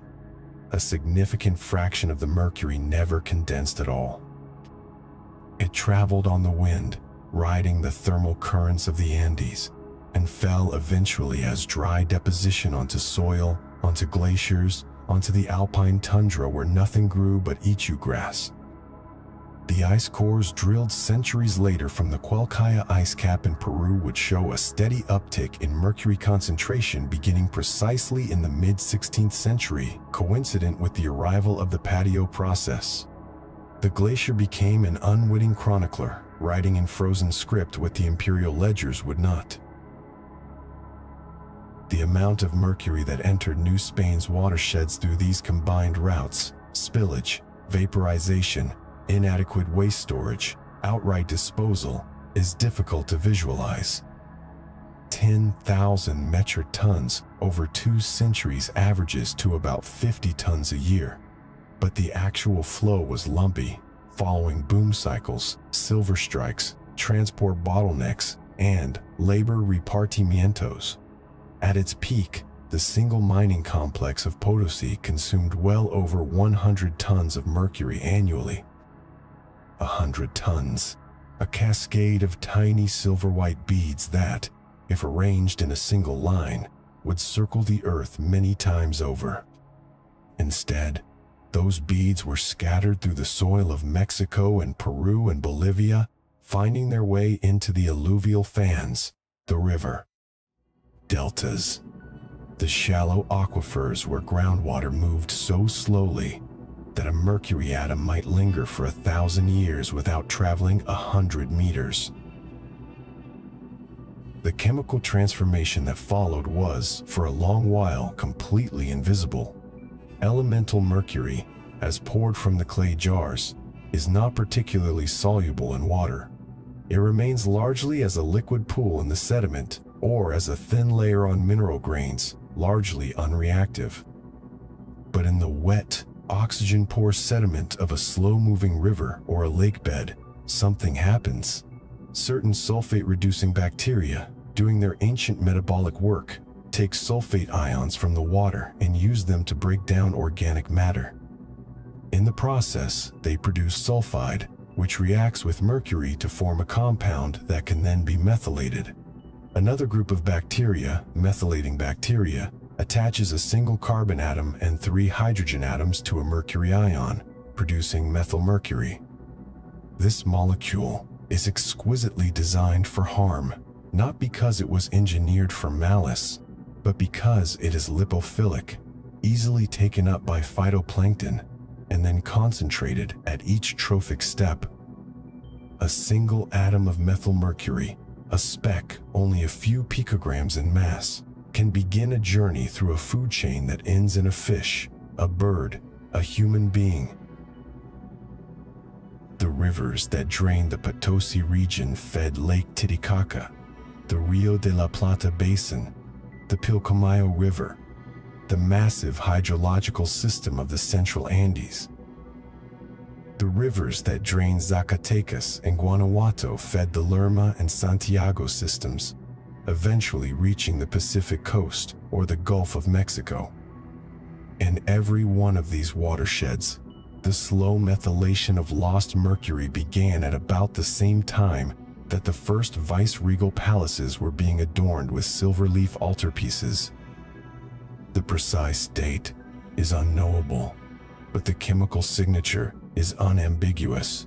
Mercury began to enter the ecosystem in a form that bioaccumulates, and it continued to do so for centuries, unabated. The transformation was neither malicious nor accidental. In the simple sense, it was a property of the element working in concert with the planet's smallest organisms, a quiet biochemical collaboration for which no one was prepared and for which no one was to blame, in the legal sense, though the history of the patio process is a history of choices. The silver that the mercury liberated was cast into bars and stamped with the royal seal. The bars were loaded onto mule trains, carried down to Lima or Veracruz, loaded onto galleons, and shipped to Seville. In Seville, they were melted again and hammered into plate, spun into thread, beaten into altar frontals, chandeliers, reliquaries, and crucifixes that would adorn the Baroque cathedrals of a Catholic empire. The Cathedral of Seville itself, with its immense gilded retablo mayor, is in part a monument to a Zog. The silver that makes its saints gleam in the candlelight was, molecule by molecule, separated from its ore by mercury that is now drifting somewhere in the sediment of an Andean river basin, still methylating, still climbing the trophic ladder. This is not a metaphor.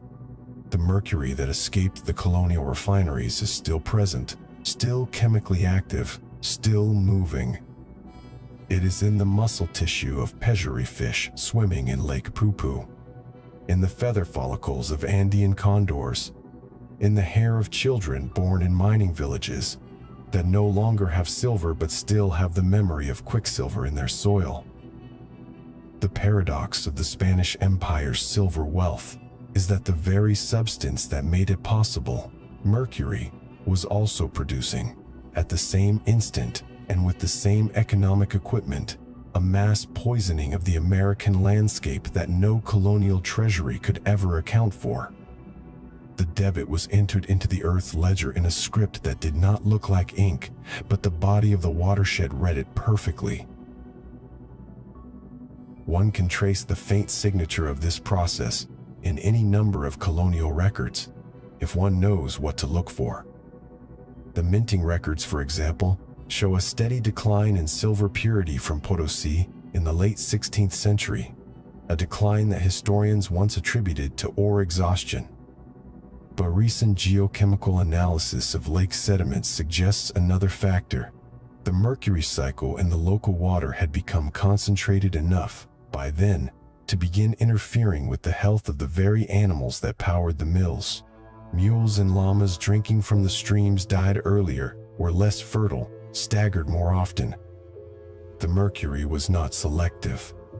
It acted on the miners who inhaled vapor, the women who washed the amalgam, the children who played in the tailings, the livestock that sustained the camps, the ecosystems that lay downstream. The empire took its silver, and the mercury took its quiet commission. The archival silence around this loss is not, in the end, a failure of record-keeping. It is a structural inevitability of a certain kind of imperial extraction. The Spanish crown's bureaucratic machinery was perfectly adapted for counting what entered its treasuries, and perfectly indifferent to what leaked out of them.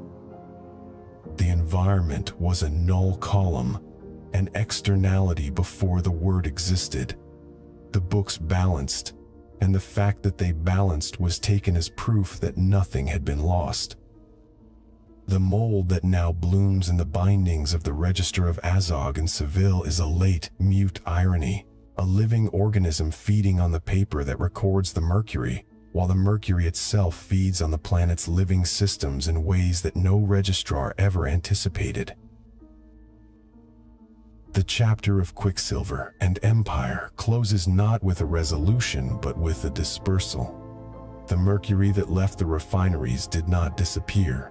It entered a slow, silent diaspora across the Western Hemisphere.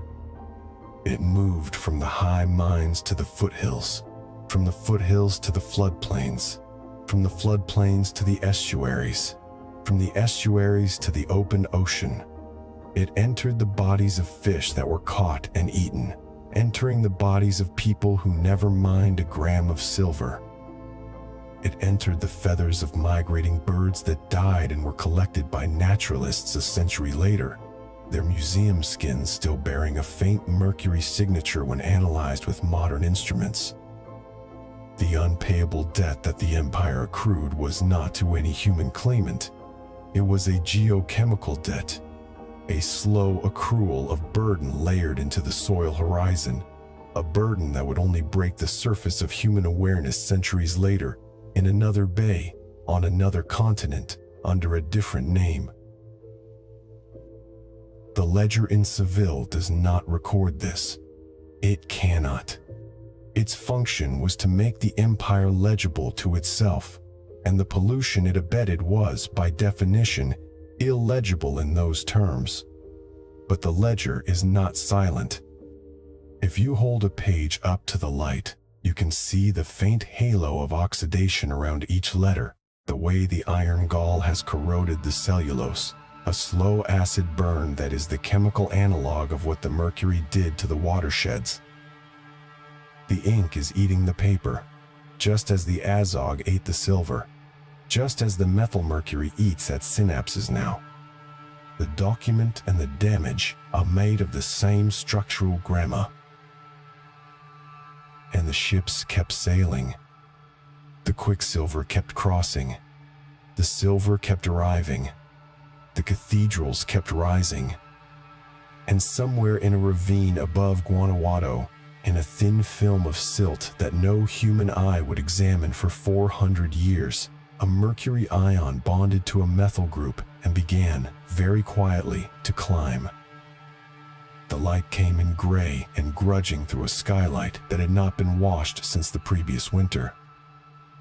It fell across a room where 8 men sat at wooden benches, their shoulders hunched, their hands moving in patterns so practiced they had become involuntary.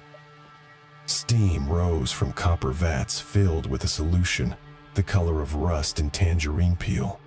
The air, even near the open window, carried a sweetness that clung to the back of the throat, metallic, cloying, the kind of smell that announced itself quietly and then refused to leave. This was a felt hat workshop in the year 1842, in a district of Southwark where the Thames pressed against the banks like a slow, greasy lung, and where the manufacture of gentlemanly headwear proceeded at a pace that commerce demanded and anatomy could not sustain. The process had a name that sounded almost charming, carroting. It took its title from the deep orange tint imparted to camel hair and rabbit fur after they were brushed with a solution of mercuric nitrate. The compound, prepared by dissolving elemental mercury in nitric acid, produced a salt that separated the scales of individual fur fibers and encouraged them to mat together into a dense, uniform felt. Before carroting became standard practice in the early 18th century, felters had relied on manual beating and hot water to achieve the same effect, a slow, laborious, and imperfect method. Mercuric nitrate changed all that. It reduced the felting time by more than half. It produced a smoother nap. It made the finished hat sleeker, more water-resistant, and more responsive to shaping on the wooden block. The trade journals of the period described the innovation as an unambiguous blessing, a triumph of applied chemistry over the stubbornness of organic material. The chemists who recommended the process understood mercury as a useful reagent. They knew it was potent. They knew it required careful handling. What they did not yet know, what no one would articulate clearly for another 100 years, was that the vapor pressure of metallic mercury at workshop temperatures, combined with the intimate, ungloved contact between a worker's skin and the kerating solution, created an exposure pathway that bypassed every available theory of occupational safety. The hands that dipped camel hair into the orange bath absorbed the mercuric nitrate through the skin. The steam that rose from the vats carried trace amounts of vaporized mercury directly into the alveoli. The poorly ventilated rooms, designed to retain warmth for the felting process, became inhalation chambers. The dose arrived in fragments, a few micrograms through the skin each hour, a few more through the lungs each breath. The sum accumulated over months, over years, over decades. The body, as it always does, tried to manage the load. Mercury binds with great affinity to sulfur-containing proteins, and the human nervous system is rich in exactly those proteins. Once inside the bloodstream, the metal crossed into the brain, where it began to disturb the delicate electrochemical negotiations that constitute a personality, a memory, a steady hand. The kidneys attempted filtration and sustained their own quiet injury in the process. The gums grew soft and bled, a sign that the body's mucosal borders were fraying. But these were internal events, invisible to the worker and imperceptible to the master hatter, who paid piece rates and observed only that his employees seemed increasingly odd, increasingly unreliable, increasingly given to tremors that made fine stitching difficult. The first symptom was typically a subtle tremor in the fingers, most noticeable when the hand was at rest. A needle threaded easily on Monday became impossible to thread on Wednesday. The hand would shake, pause, shake again, as though it had received instructions in a language it no longer spoke fluently. Over weeks, the tremor spread to the lips and tongue, producing a fine, continuous quiver that made speech hesitant and swallowing uncertain. The affected worker would develop a gait that colleagues described as drunken, a forward-leaning, uncertain walk, the feet placed too carefully, the balance never quite trusted. And then came the personality changes. Irritability that flared without provocation, sudden weeping, a terror of strangers, a dread of leaving the house that the physicians of the era labeled pathological shyness, and that the trade itself, with the brutal shorthand of occupational familiarity, simply called the shakes. Doctors who treated hatters in the London and Manchester manufactories began to notice a clustering of symptoms that matched no established disease framework.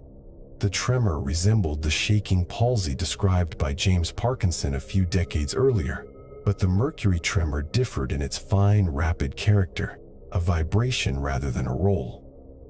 The psychological profile was more distinctive still.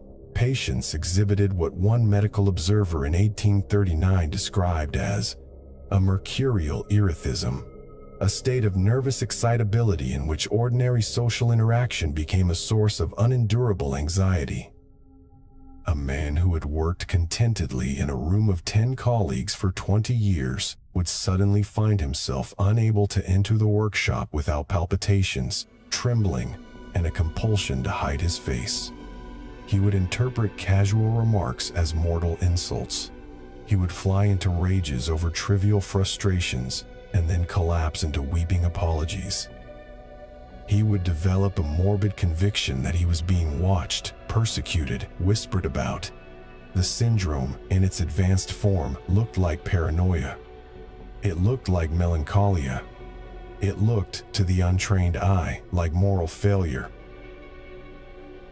The strange part was not that the medical literature recorded these symptoms. It was that the popular imagination took them and twisted them into a figure of fun. The Mad Hatter, irrational, unpredictable, given to nonsensical speech and erratic gestures, became a stock character in Victorian comic fiction, music hall sketches, and, eventually, children's literature. Lewis Carroll's Tea Party host, with his riddle without an answer and his pocket watch buttered against malfunction, was not a medical case study, he was an entertainment. The dementia of the Hatter had become a party trick, a profession that had supplied the hats worn by bankers, politicians, bishops, and gentlemen of leisure, the most respectable heads in. The empire was now a synonym for derangement, and the derangement was presented as something innate, inherent, almost charming in its absurdity. The proposal that the madness might be iatrogenic, that the hats themselves were the vector of a slow poisoning, that the respectable heads were quite literally wearing the residue of the Hatter's damaged nervous system on their brows. This proposal arrived too quietly and too late. The chemical mechanism, when it was eventually reconstructed, was unforgiving but impersonal. Mercuric nitrate facilitates the felting process by breaking the disulfide bonds in the keratin of animal fur, allowing the protein fibers to unfurl, interlock, and rebond in a denser configuration. That same affinity for sulfur-bearing proteins operated indiscriminately once the mercury entered the human body. The tubulin proteins that maintain the structural integrity of neurons are rich in sulfhydryl groups. Mercury binds to those groups and prevents tubulin from polymerizing correctly into the microtubules that neurons need to transport neurotransmitters along their axons. The result is a progressive failure of neuronal infrastructure, most pronounced in the brain regions responsible for fine motor control, emotional regulation, and the sensory integration that allows a human being to stand in a room full of other human beings and feel safe. The mercury did not intend this outcome. It did not intend anything. It simply followed its thermodynamic inclinations, and those inclinations happened to intersect catastrophically with the architecture of the mammalian central nervous system. The hat industry expanded rapidly through the middle decades of the 19th century. Steam-powered factories replaced small workshops. Production quotas rose. The keratin solution grew stronger. The ventilation remained poor, and the workforce turned over frequently, not through organized redundancy, but through attrition by incapacity. Hatters whose hands could no longer stitch were dismissed without pension. Hatters whose tempers made them unmanageable were replaced by younger men from the countryside who arrived with steady hands and no knowledge of the orange vapor's reputation. The trade journals continued to celebrate the efficiency of the keratin method. The census records continued to list hatter as an occupation of moderate respectability. The medical case reports continued to accumulate in the columns of the Lancet, describing tremor, gingivitis, erythism, cachexia, in terms that grew steadily more precise without ever quite reaching the word poisoning as a systemic indictment of the process rather than a description of individual misfortune. The body keeps its own ledgers, and the mercurial body kept them in the tissues long after employment ceased. Excretion through urine and feces was slow, incomplete, and poorly understood. The half-life of mercury in the human brain is measured in years, not days. A hatter who left the trade in 1865 might still have been excreting trace amounts of mercury into his beard trimmings in 1875, his sleep disturbed by dreams he could not describe to a doctor who had no framework for chronic metal intoxication. The wife who laundered his aprons absorbed her own smaller dose. The children who lived in the rooms above the workshop breathed air that carried, on still winter nights, the faint sweet tang of mercuric vapor rising through the floorboards. No registry tracked these secondary exposures. No reform legislation mandated extraction fans, protective gloves, or periodic medical inspection. The hazard was acknowledged only in the narrowest sense. A footnote in a chemistry textbook, an anecdote in a coroner's inquest, a comic caricature in a penny broadsheet. What makes the Hatter's story more than a Victorian curio is the silence that surrounded it. The connection between the orange dye and the shaking hands was suspected by observant physicians as early as the 1820s, and an explicit warning appeared in a French occupational medicine text in 1845. But the British hatting industry continued to use mercury-based keratin solutions without regulatory interruption until the end of the 19th century. The delay was not a failure of science. It was a successful defense of commerce against science. A factory owner who switched to non-mercuric methods would incur higher production costs and a longer felting time. His competitors, using mercury, would underprice him.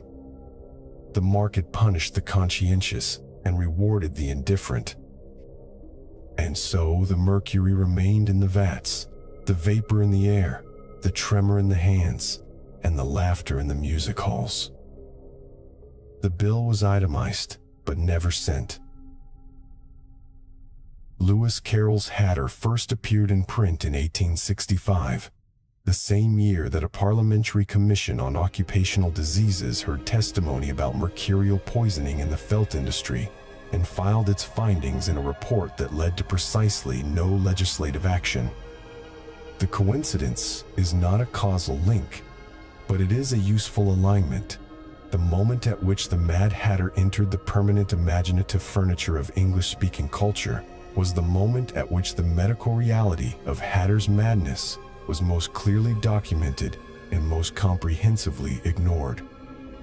The nursery rhyme did not create the disease, and the disease did not create the nursery rhyme, but they sat side by side in the same cultural airspace, one making light of the other making nothing of anything anymore, because the Hatter who truly suffered from erethism was by that point incapable of writing a letter of complaint. The workshop described at the beginning of this chapter stood at 14 Crucifix Lane, Southwark, until its demolition in 1897. In the final decade of its operation, the Master Hatter, a man named Josiah Thwaites, whose portrait shows a broad-shouldered individual with a steady gaze and immaculate gray top hat, employed 11 men and produced 400 finished hats per month for export to the colonies. His business correspondence, preserved in the Guildhall Library, makes no mention of illness. His ledgers record wages, materials, shipping costs, and a small item labeled miscellaneous labor losses that appears with increasing frequency after 1891. His death certificate, issued in 1901, attributes his passing to cerebral hemorrhage. No autopsy was performed. No mercury assay was conducted on his brain tissue, his hair, or his fingernails. The hats he made are still occasionally auctioned in antique textile sales. They hold their shape beautifully. They catch the light with a particular silvery sheen that is, among informed bidders, recognized as the authentic signature of a fine 19th century felt, the gentlest possible ghost of a chemical that finished its work on the fur and then moved on, eventually, into the blood. A single pair of hands, trembling over a threaded needle, fills the frame as the skylight dims toward evening. The needle refuses its target. The thread wavers like a heat mirage. Outside, the street vendors are calling the evening papers, and the sound carries through the brickwork without meaning, without urgency, without any content that matters to the man whose hands will not stop shaking. The vat of orange solution cools in the corner. Tomorrow it will be reheated, and the work will resume, and the vapor will rise again into the close, warm, profitable air. For now, the only movement is the needle, dipping and missing, dipping and missing, a metronome for a song nobody wrote down. There are nights when the barometer on the study wall seems to breathe, not loudly, not in any way you could record, but in the long silence between midnight and first light. The column of mercury inside its glass throat will fall 0.5 millimeter, pause, then recover, as if the atmosphere outside were drawing an unhurried breath across the city. The room holds the scent of old paper, beeswax, and the faint sour note of sulfur that clings to coal smoke. A candle burns on the desk beneath the instrument, the flame steady because there is no draft. The walnut case is warm to the touch, polished a century ago and still bright.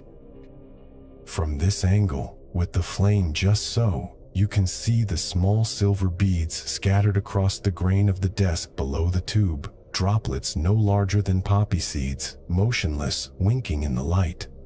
They have been there for years.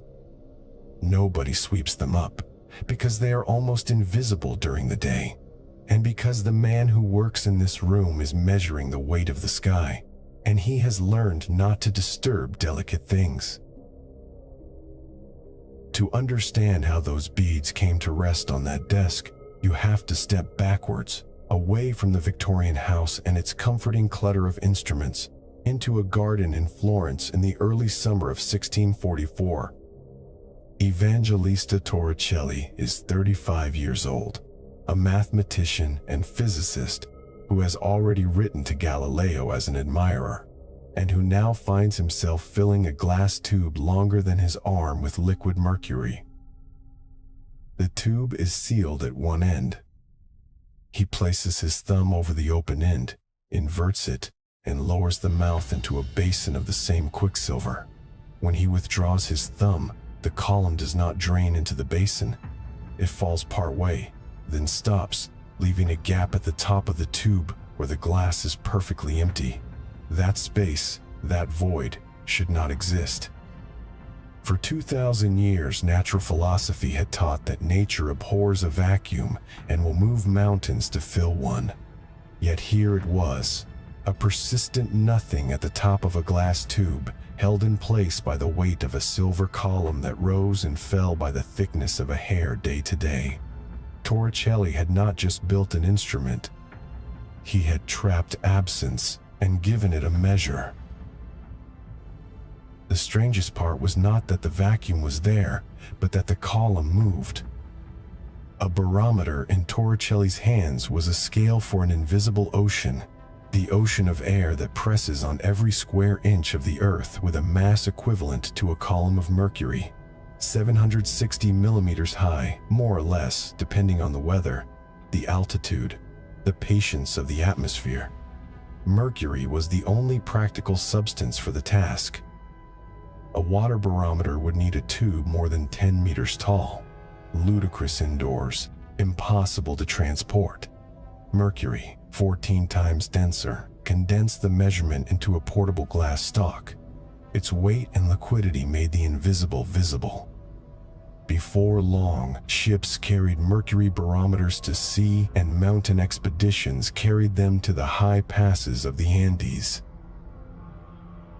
The atmosphere had a number, and that number sat in the narrow neck of a sealed glass pipe, a silver column that looked, in certain low lights, like a thread of solid silence. 70 years later, in the frosty winters of Amsterdam and the Baltic ports, Gabriel Fahrenheit took the next step. Thermometers existed before his, but they were inconsistent. Alcohol columns, linseed oil, air bulbs, each calibrated by the whim of the maker. Fahrenheit understood that a usable scale required a working fluid that expanded uniformly with temperature and did not freeze or boil inside the range of human habitation. Mercury answered. It stayed liquid from bitter cold to scalding heat. Its expansion was so regular that you could mark equal divisions on the stem and trust they meant the same thing in Danzig, in London, in a fever ward in The Hague. By 1714, Fahrenheit had manufactured sealed mercury in glass thermometers with a fixed 0 and a bodily warmth of 96 degrees. The human body, the weather, a boiling kettle, a laboratory reaction, all could now be pinned to a number that traveled. The instruments proliferated across the continent: an apothecary's shelf, a chemist's bench, a naval surgeon's kit. Every one of them held a few grams of liquid metal behind a thin wall of glass, and every one of them was, in a quiet sense, a promise waiting to be broken. Because glass breaks. A knocked elbow in a cramped laboratory, a schoolboy's curiosity, a thermometer slipped from nervous fingers during a fever reading, and the promise spills. The mercury inside does not pool in an obedient puddle.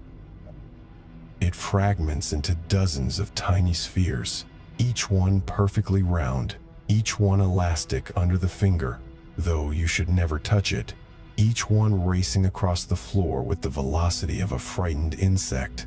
The largest bead might be captured and returned to a bottle. The smaller ones roll into the gaps between floorboards, into the cracks where dust accumulates, into the dark, dry spaces under cabinets where the air moves so slowly you would swear the room was sealed. And there, in those microclimates of neglect, the beads begin to vanish, not magically, physically. Mercury evaporates at room temperature. A slow, invisible bleed of atoms lifting from the surface.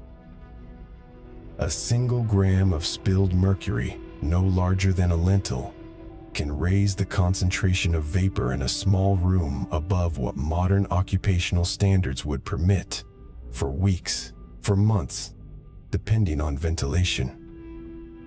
In the centuries before those standards existed, the vapor stayed.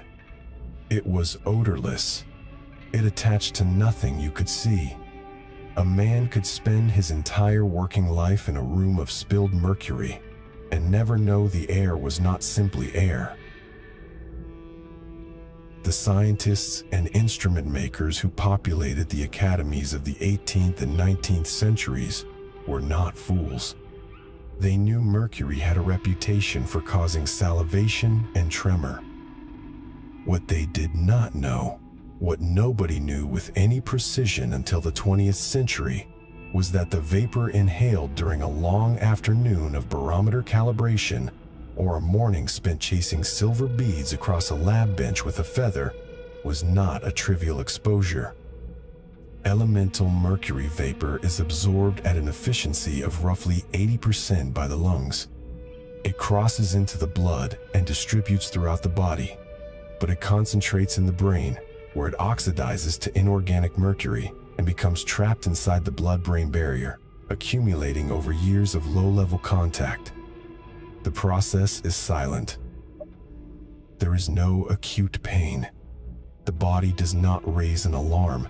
It simply files the metal away in neural tissue, 1 microgram at a time, like a clerk stamping receipts that no auditor will ever read. The symptoms arrived so gradually that they could be mistaken for age, for overwork, for the eccentricity expected of a brilliant mind.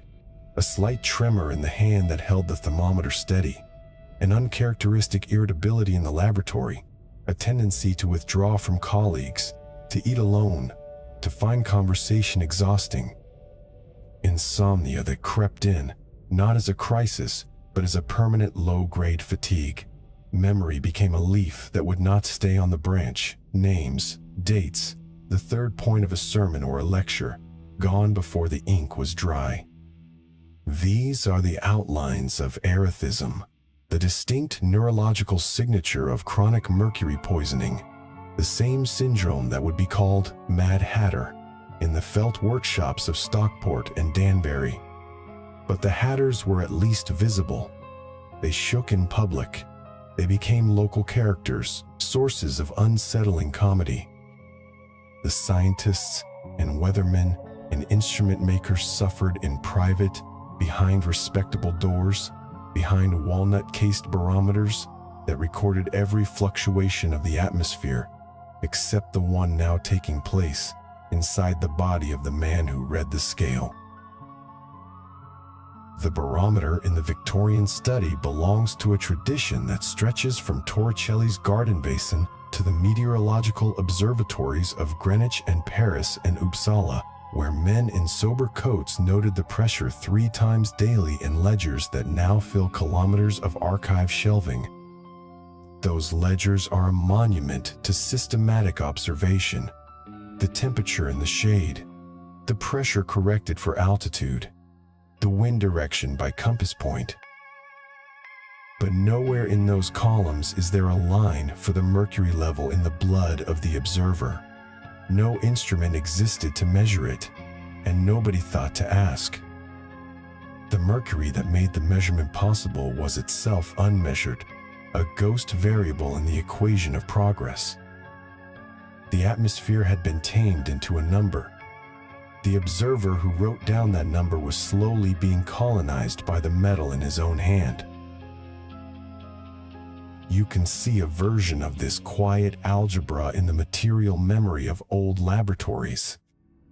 When universities renovate 19th century chemistry buildings, they sometimes find half a kilogram of mercury pooled under the floorboards, an accidental reservoir deposited over decades of broken thermometers, spilled calibration vessels, student accidents that were tidied with a broom and a dustpan, and nothing more.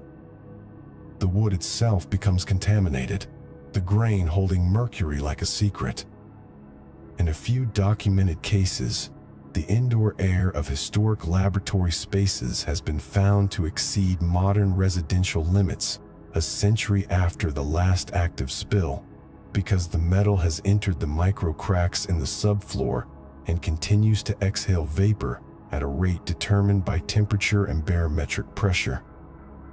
The very factor Torricelli taught the world to measure, the weight of the air, governs how fast the hidden mercury releases its atoms into the breathable space. There is a symmetry in that which is almost too perfect for comfort. The barometer's own substance responds to the pressure its handlers were trying to record. Gabriel Fahrenheit could not have anticipated this. He was perfecting an instrument, not designing a protocol for chronic toxicology. His thermometers gave medicine a quantitative language for fever, allowed chemists to map the melting points of substances, and eventually let electrical engineers calibrate the behavior of circuits. The gains were immense. You do not have to diminish the achievement to notice that the instrument carried a long, quiet tale of consequence. The mercury in glass thermometer was so practical, so reliable, so beautifully simple that it became ubiquitous. Schoolrooms, hospitals, domestic windowsills, and every single one of them eventually failed. Some cracked in a child's mouth. Some fell from a shelf during a spring cleaning. Some were retired and thrown into a bin, then crushed, releasing their silver payload into the municipal waste stream where it began its slow journey toward the river, the sediment, and the methylating bacteria that would turn it into something far more dangerous. But that transformation belongs to a later chapter of this history. For now, it is enough to stay in the Victorian study with the candlelight and the drifting dust, and to notice that the beads on the desk are not inert decoration. They are a slow drip of neurological debt. A barometer is an object of profound philosophical beauty. It measures the pressure of an invisible gas ocean by balancing it against a column of liquid that looks like solidified light. Every rise and fall of that silver thread is a conversation between gravity, temperature, the rotation of the earth, and the heat of the sun on distant water. To read a barometer carefully is to listen to the planet's circulatory system. The men who installed these instruments in the halls of learned societies believed they were placing a stethoscope against the chest of nature. They were half right. They were also placing a small factory of vapor inside their own breathing space, and the factory ran 24 hours a day, 7 days a week, regardless of the weather. The margin between stethoscope and syringe is thinner than the glass that held the mercury column upright. You might ask how much harm a single barometer could do. The answer depends on the room, the ventilation, the integrity of the glass, the diligence of the owner in recovering spills, and the number of years the instrument hung in place. A barometer that leaked a few grams over a decade in a well-aired hallway probably added nothing more than a statistical whisper to the background burden of its owner. But the problem was not the single barometer. It was the mass of instruments, the sheer population of mercury-filled devices that populated the infrastructure of science. The thermometers, the barometers, the manometers, the seals in vacuum pumps, the floats, the switches, the diffusion pumps, the tensiometers, the polarographs, the blood gas analysis apparatus. All of them held mercury in contact with air. All of them were handled by people whose daily exposure was never recorded, never averaged, never plotted on a graph. The exposure existed in a blind spot created by the very precision the instruments enabled. Science measured everything except the scientist. Halfway through the 19th century, a young chemist working in a provincial German university might begin to notice a fine tremor in his fingers when he tried to pour a solution.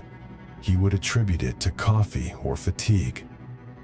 10 years later, a senior professor emeritus in Uppsala would be noted by his colleagues to have become strangely silent at colloquia, a man who once commanded the room now shrinking into his chair. The connection was never made. The cases were not connected. They remain in the archival record as anecdotes, marginalia, the soft footnotes of a profession that had not yet learned to look for the poison in its own instruments. And while the scientists trembled and withdrew, the mercury barometers in their hallways continued to fall and rise with the weather. Dutiful, beautiful, indifferent.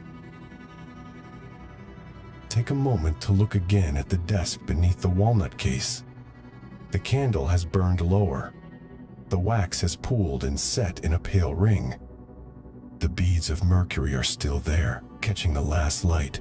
And if you were to crouch and bring your eye level with the desk surface, you would see each one acts as a tiny convex mirror, reflecting the candle flame upside down, a gallery of miniature fires. The man who works here is asleep upstairs. In a few hours, he will come down in his dressing gown, light a new candle, tap the glass of the barometer with his fingernail to free the meniscus, and enter a number in his logbook. He will not sweep the beads away. He does not think of them as waste. He thinks of them as evidence, proof that the instrument is alive, that the quicksilver is restless, that some small quantity of metal occasionally escapes the glass and must be accepted as the cost of knowing the pressure at 6 a.m. on a Thursday in November. The cost seems trivial.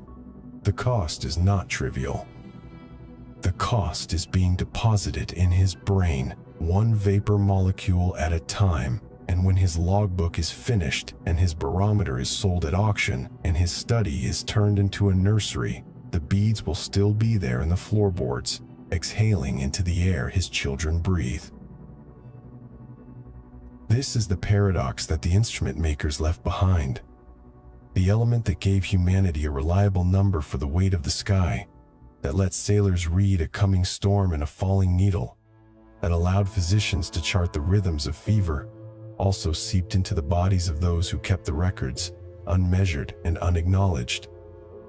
The barometer was a masterwork of empirical science. It did exactly what it was designed to do.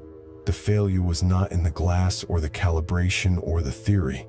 The failure was in the assumption that the observer could stand forever outside the experiment, that the instrument would never turn its indifferent gaze back upon the hand that held it. Every bead of mercury on that desk is a small, polished refusal of that assumption. It does not apologize. It does not forgive. It simply sits there, ready to become vapor, ready to cross the membranes that evolution never designed to stop a liquid metal from entering the seat of consciousness. The door to the study is ajar. A thin thread of light from the hall lies across the floorboards. In the morning, the maid will come in and draw the curtains, and she will not see the beads, because the daylight will be too harsh and the dust will be too thick on the window. The barometer column will have risen a millimeter overnight, indicating fair weather, and the man of the house will note it with satisfaction and sit down to breakfast with a steady hand. For now, the archive of this story is not only in the logbook. It is in the wood grain, in the slow exhale of the floor, and in the tissue of a man who believed he was measuring the world when the world was quietly measuring him in return. It begins with a sound you do not notice at first. A chlor-alkali plant at night does not roar or clang like the heavy industries of coal and iron. It hums, a low, steady electrical note, somewhere between a transformer vault and a cathedral organ, sustained across acres of steel galleries and concrete basins. The lights are sodium orange, the kind that turn every surface the color of a fading bruise. And beneath the walkways, on the sealed concrete floor, where the mercury cells stand in long rows like iron beds in a monastic dormitory, there is a faint bluish shimmer, a scattering of tiny beads too small to sweep, too heavy to float, too volatile to ignore once you understand what you are looking at. This is not a spill. This is the normal respiration of an industrial process that, for most of a century, was considered one of the quiet triumphs of applied chemistry. The Kastner-Kellner process gave the 20th century two substances it could not do without, and it did so with an elegance that seemed, to the engineers who perfected it, almost providential. The problem was not the chemistry. The problem was the bookkeeping. To understand how mercury found its way from laboratory curiosity to planetary contaminant, you have to leave the alchemist's cellar and the hatter's workshop behind. You have to enter a different kind of sealed room, the chlorine plant, circa 1897. The Industrial Revolution had a chlorine problem. Bleaching powder, the workhorse of textile mills and paper factories, was made by passing chlorine gas over slaked lime, but producing chlorine itself remained crude, expensive, and dangerous. The existing methods involved oxidizing hydrochloric acid with manganese dioxide, a batch process that generated corrosive fumes and left behind mountains of manganese waste. What industry wanted was a continuous electrical process, something that could run day and night with minimal attendance, producing pure chlorine at one electrode and pure caustic soda at the other, directly from brine. The obstacle was a simple one with a complicated name, the amalgam problem. When you electrolyze sodium chloride solution, sodium metal plates out at the cathode. In water, sodium reacts instantly and violently, generating hydrogen gas and dissolving into sodium hydroxide, which is exactly what you want, except that the reaction also destroys the cathode material if it is made of anything remotely affordable. Platinum worked but cost too much. Carbon worked but disintegrated. Iron worked but contaminated the product. Hamilton Kastner, an American chemist working in England, and Karl Kellner, an Austrian inventor working independently, arrived at the same solution within a few years of each other. Their insight was to stop fighting the amalgam problem and embrace it. Mercury, uniquely among metals, forms a liquid amalgam with sodium at room temperature. If you make the cathode out of a flowing stream of mercury, The sodium dissolves into it harmlessly as fast as it forms, and you can then carry the amalgam away to a separate chamber where it meets water and decomposes under controlled conditions, releasing the sodium as pure caustic soda and regenerating the mercury for reuse. It was, in engineering terms, a closed loop. The mercury was not consumed, it circulated. The inputs were salt, water, and electricity. The outputs were chlorine, caustic soda, and hydrogen. The mercury simply turned in its cycle, a liquid wheel that never wore out. Kastner and Kellner fought over the patents, eventually merging their claims into the Kastner-Kellner Alkali Company, and by the turn of the century, the process was spreading across industrialized Europe and North America with the quiet momentum of a thing that simply worked too well to question. Let the numbers sit for a moment. Between the 1890s and the 1970s, a single large mercury cell plant could process hundreds of tons of brine per day. The mercury inventory in the cells, the metal actually present at any one time, might be 50 or 100 tons, flowing in a thin film over iron plates, continuously dissolving sodium and continuously giving it up again. The engineer spoke of the mercury as catalytic, as if it merely facilitated the reaction and emerged unchanged. And chemically, in the narrowest sense, they were right. The mercury entering the cells at the beginning of a run was, in principle, the same mercury leaving them at the end. But mercury is never merely catalytic. It is always, to some degree, leaving. Every seal leaked a little. Every maintenance shutdown released vapor. Every water wash carried traces of mercury into the drain, and every drain led eventually to a river. The losses were individually trivial. A few parts per million in the effluent, a few grams per ton of product, figures that rounded to zero on the cost sheets. Multiplied by decades of continuous operation and by the hundreds of plants that would eventually adopt the process, they added up to something no ledger captured. By the time the first comprehensive environmental surveys were conducted in the 1960s and 1970s, the estimated mercury releases from chlor-alkali plants ran into thousands of metric tons globally, almost all of it discharged into freshwater and estuarine ecosystems, where it would begin its slow, silent, and entirely unanticipated transformation into a far more dangerous molecule. The strange part was not that the releases happened, but that nobody thought to ask. There is a particular kind of institutional blindness that afflicts successful technologies. The Kastner-Kellner process arrived at the exact moment when industrial chemistry was acquiring the confidence of a mature science. The periodic table was filling in. Thermodynamics and electrochemistry were yielding their principles to mathematical treatment. The plants were designed by men who had trained in university laboratories, who published papers and attended conferences, who saw themselves not as manufacturers so much as applied philosophers of matter. When they looked at a mercury cell, they saw an elegant solution to a difficult problem. They did not see an environmental question, because the category did not yet exist. The wastewater went into the nearest river because that was what wastewater did.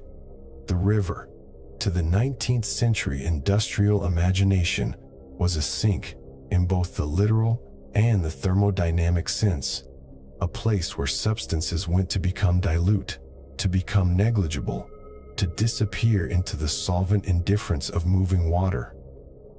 The chemistry of what happened after dilution was someone else's department, and for a long time, no such department existed. What did happen after dilution is now understood in detail that would have horrified the plant engineers had they possessed the conceptual framework to grasp it. Inorganic mercury. The metallic form, the dissolved salts, the fine particulate carried in suspension, settles into river sediment, where anaerobic bacteria confront it in the oxygen-poor layers of mud. These bacteria, going about their ancient metabolic business, attach a methyl group to the mercury atom. The result is methylmercury, an organic compound of extraordinary biological mischief. Unlike inorganic mercury, methylmercury crosses cell membranes as if they were not there. It crosses the blood-brain barrier. It crosses the placenta.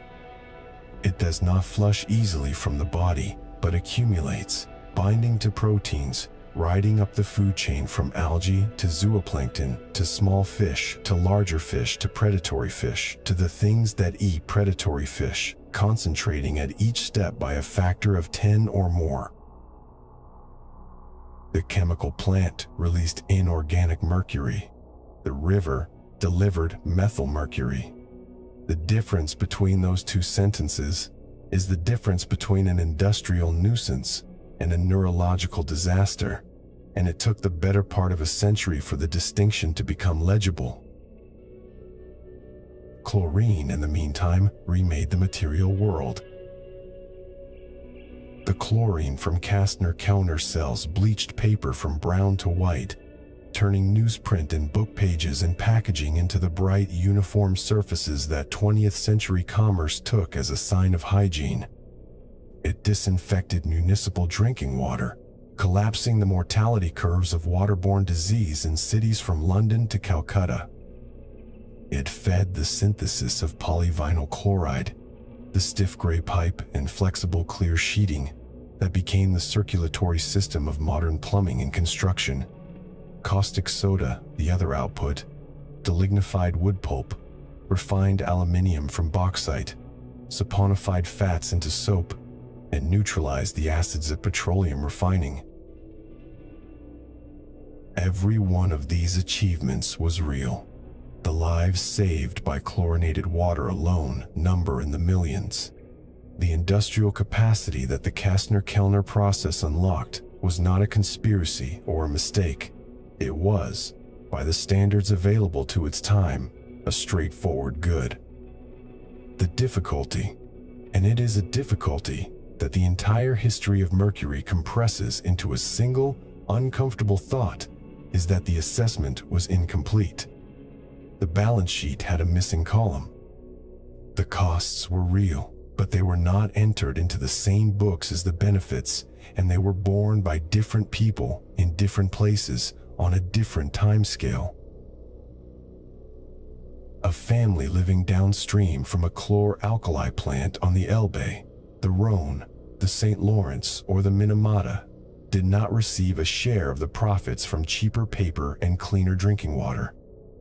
They received, in their river fish and their sediment, and eventually in their own nervous systems, the unaccounted fraction of a process they had never consented to and probably never knew existed.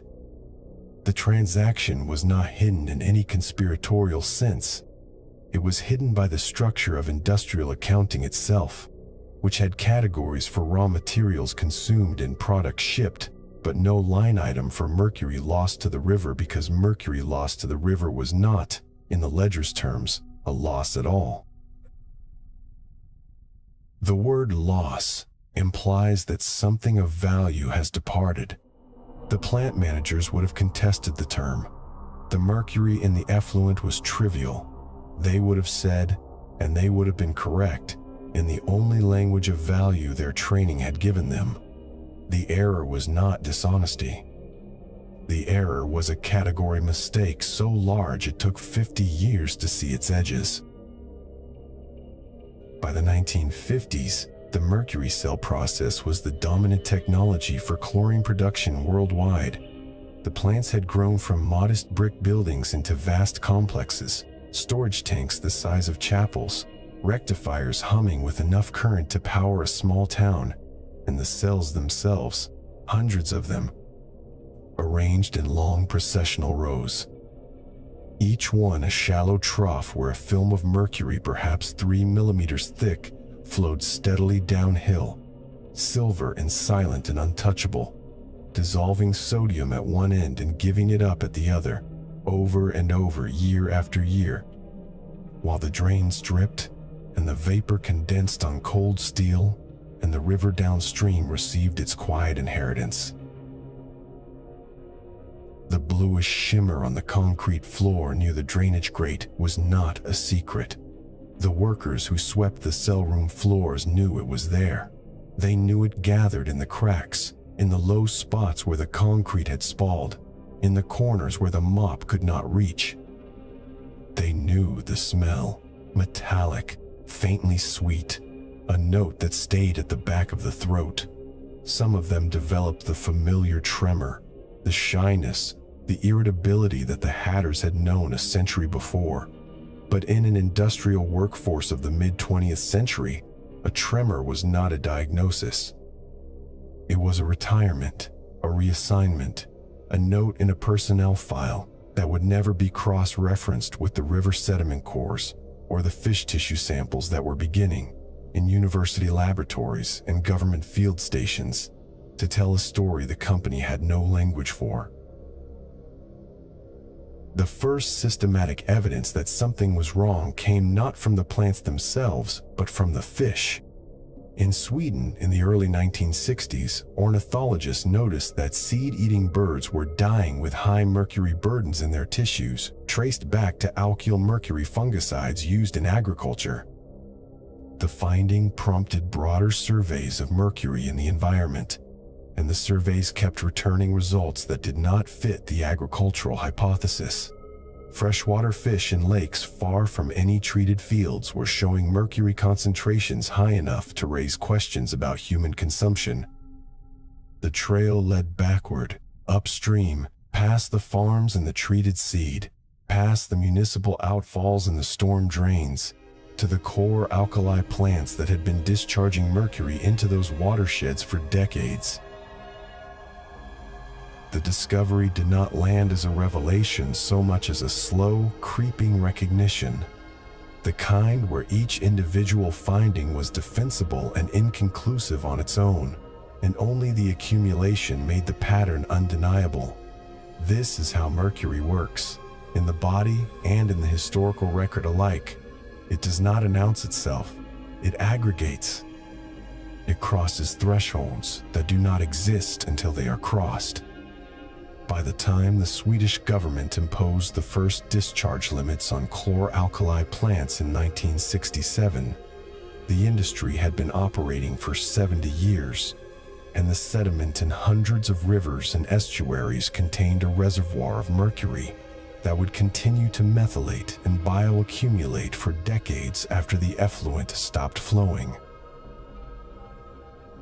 Japan's reckoning came later and harder, in the fishing villages around Minamata Bay, where a different set of chemical processes, acetaldehyde production rather than chlorine, but the same mercury catalyst, the same methylmercury byproduct, had been discharging directly into the water since the 1930s.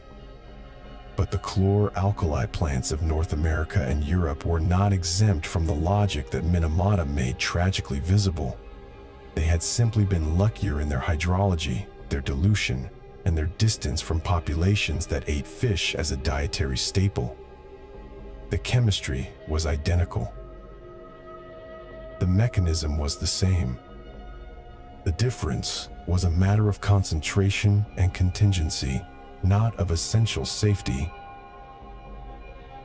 The Kastner-Kellner process is now largely obsolete in the industrialized world, replaced by membrane cell technology that requires no mercury at all. The phase-out took decades, driven by regulation, litigation, and the slow, grudging acceptance that the environmental costs of mercury were not externalities to be managed, but liabilities to be eliminated. The last mercury cell plant in the United States closed in the early 21st century. Europe followed, plant by plant, agreement by agreement. The Minamata Convention on Mercury, adopted in 2013, formally consigned the mercury cell process to history, establishing a global framework for phasing out its use and remediating its legacy. But the legacy itself is not phased out so easily. The mercury that left those plants between the 1890s and the 1970s is still here. It is in the sediment of riverbeds and harbors, in the muscle tissue of tuna and swordfish, in the food webs of estuaries and inland lakes. It will remain there, cycling slowly through methylation and demethylation for centuries. The chlorine that disinfected the water and bleached the paper was consumed in its use. The caustic soda was neutralized in its reactions. But the mercury that slipped through the drains is still keeping its own patient, decades-long appointment with the nervous systems of the present and the future. The core alkali plant at night, seen from a distance, is almost beautiful. The lights reflect on wet concrete, the transformers hum their steady chord, and the faint electrical glow along the cell rows suggests something monastic, a vigil of industry keeping watch over the sleeping city. Step closer, and the detail resolves. The bluish shimmer near the drain, the hair-fine cracks in the concrete that hold a silver residue no solvent quite removes, the smell that leaves a faint metallic note at the back of the tongue. This is the face of progress when you look at it closely enough. It is not a lie. It is simply a truth told with one figure omitted, one column missing, one stream of atoms flowing out of the ledger and into the river, where the water carries it forward into a future that has no memory of the transaction, but will receive the invoice regardless. The hum of the plant is the sound of chlorine being born and mercury being lost, and the two facts are not separate. They never were. They were produced by the same current, the same cell, the same elegant solution to an industrial problem. The engineering was sound. The chemistry was sound. The accounting was the only part that failed, and it failed so completely that the failure became, for most of a century, indistinguishable from normal operations. Somewhere in the sediment of an estuary, a bacterium is attaching a methyl group to a mercury atom. The molecule is small enough to be invisible, stable enough to last, and shaped exactly right to slip through the membrane of a cell that has no reason to recognize it as hostile. The plant that released the mercury is gone or converted, its mercury cells dismantled and sent for recycling. The process that made the molecule possible is still running, in the slow, deep time of mud and water and anaerobic metabolism, where the choices of one century become the conditions of the next. The bacterium does not know what a chlor-alkali plant is. It does not need to. It simply continues its ancient chemistry, indifferent to the source of the substrate, faithfully converting an industrial residue into a biological event that will not finish unfolding for generations. The waterline at Minamata Bay does not announce itself as a boundary between life and poison. At dawn, it offers the same quiet contract it has offered for centuries, a low tide breathing out salt and silt, the wooden hulls of fishing boats nodding at their moorings, the air still soft and heavy with the scent of iodine and cut grass. The only thing out of place is a dead fish, floating belly up, its silver flank catching the first gray light like a dropped coin. No foam, no discoloration, no warning stink. Just a small unraveling of the food web, motionless on the surface. In the distance, a boat motor coughs and settles. The fishermen of Minamata had been watching their bay slowly change for years, but the language they had for what they were seeing did not yet include the word methylmercury. The word existed in chemistry textbooks, in German patents, in the piping diagrams of a chlor-alkali plant upstream. It had not yet entered the kitchen, the clinic, the fishing cooperative meeting hall. And so the first explanations were small, local, and wrong. A bad season, a warmer current, something the fish ate. What the fish ate, however, was precisely the problem. It was just that the something was a molecule so patient, so invisible, and so thoroughly woven into the estuary's metabolism that it would take 20 years of suffering, a war's worth of epidemiological courage, and the strange testimony of cats to drag it into the light. The Chisso Corporation had come to Minamata long before the war, building a factory that produced acetaldehyde, a precursor for plastics and pharmaceuticals. The process used mercury as a catalyst, and from the early 1930s, the plant quietly discharged its wastewater into the bay. The mercury in that effluent was inorganic, the familiar liquid quicksilver of old alchemies. But once it settled in the warm, silty shallows, anaerobic bacteria, the same ancient metabolic engines that had been cycling elements since the planet was young, added a methyl group to the metal's backbone. They transformed it into methylmercury, an organic compound that does not behave like the mirror-bright globule in a glass vial. Methylmercury slips through biological membranes as if they were not there. It mimics methionine, an amino acid, and cells welcome it across the gut wall, across the blood-brain barrier, across the placenta, carrying it into the deepest chambers of the nervous system with a valet's polite efficiency.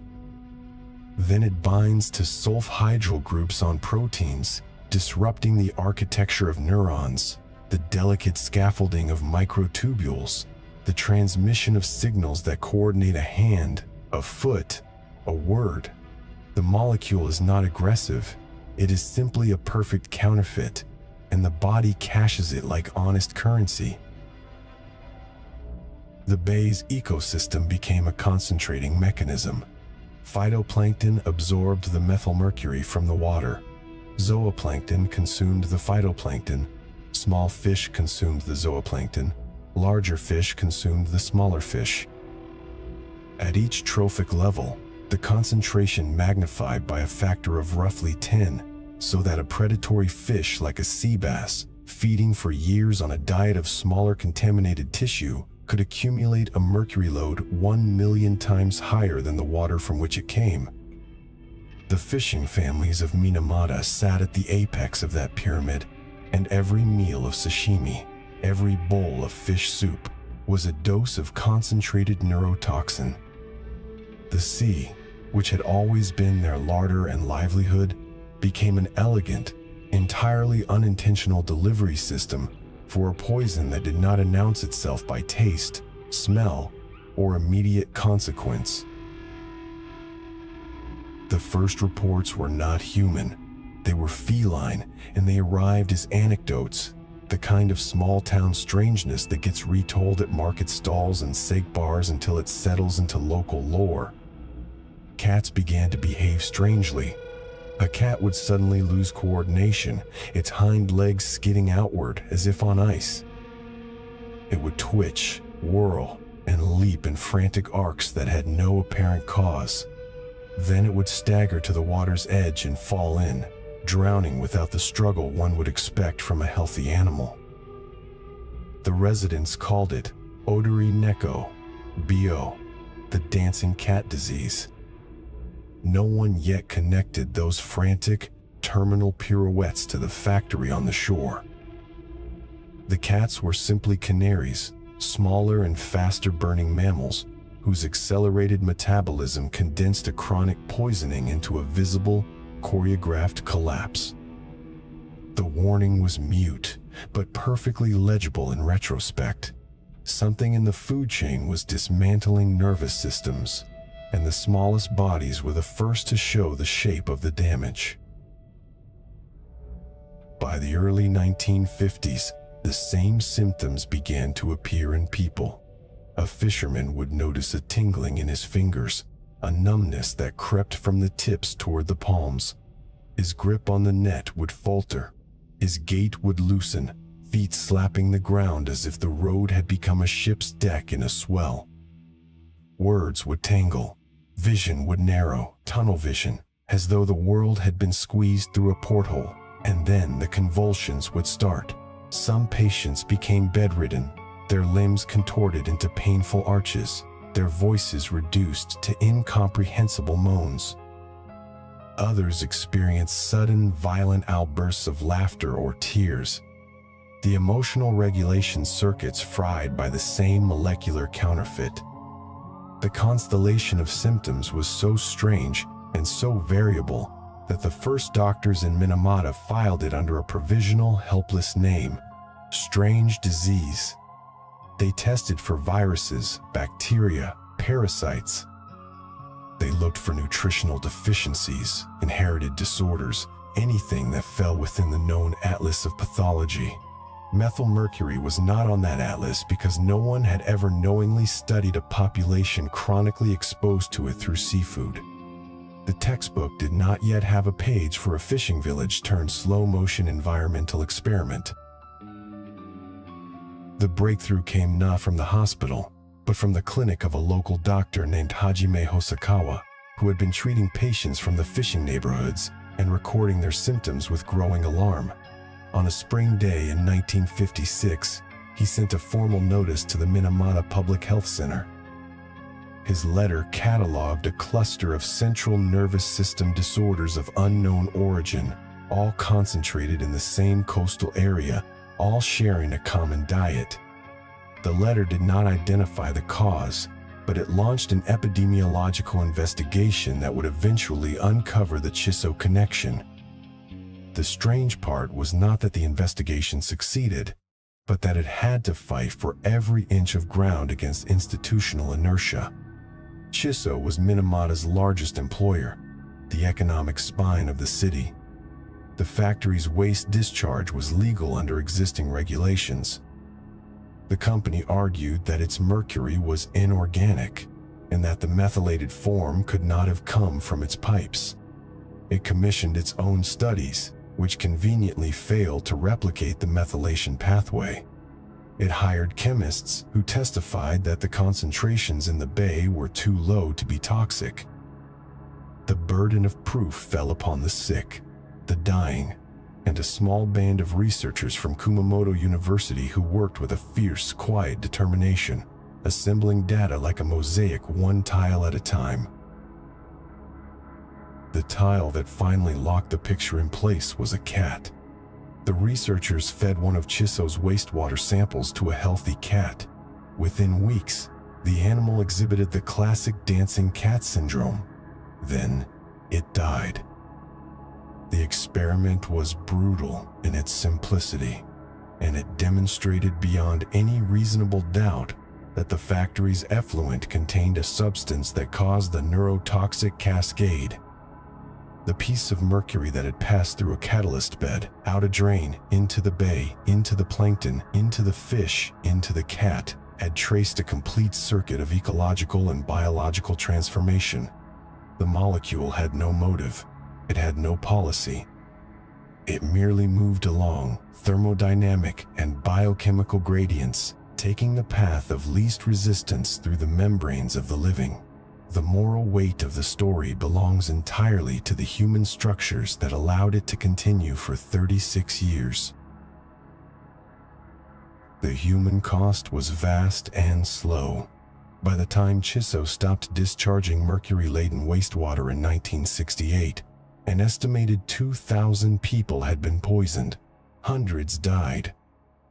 Children were born with congenital Minamata disease, their brains damaged in utero, their limbs spastic, their futures mortgaged before their first breath, because the molecule crossed the placenta more readily than it crossed any other barrier. The legal struggle that followed lasted for decades, a grinding, paper-choked campaign waged by families who were not merely sick, but exhausted by the requirement to perform their sickness for panels of experts, to quantify their suffering in grams of hair and micrograms of blood.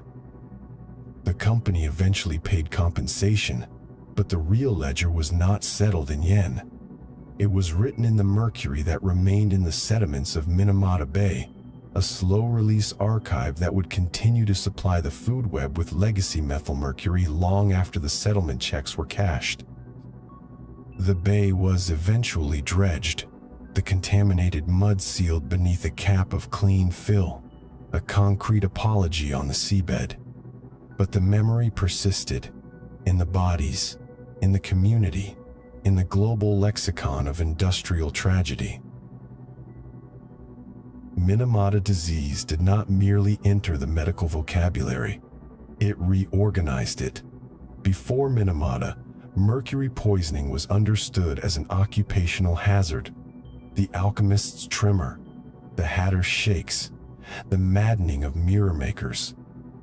It was a condition of workshops and mines, of men and women whose proximity to the liquid metal was a condition of their labor. Minamata demonstrated that the reach of mercury was not limited to those who chose to work with it, however constrained that choice. It could travel through the most ordinary loving acts, a mother feeding her child, a bowl of rice and fish, and deliver the same neurological devastation. The boundary between occupational and environmental, between voluntary and imposed, dissolved. The entire community became unwitting partners in a chemical exchange they never signed. Their bond with the sea, a relationship that defined their culture and economy, had been quietly repurposed into a vector of damage. The paradox is not that they trusted the sea. The paradox is that the sea, in all its wild integrity, had done nothing wrong. It had simply processed the mercury humanity delivered to its doorstep, metabolizing it with the same indifferent elegance it had used for eons to cycle sulfur, carbon, and nitrogen.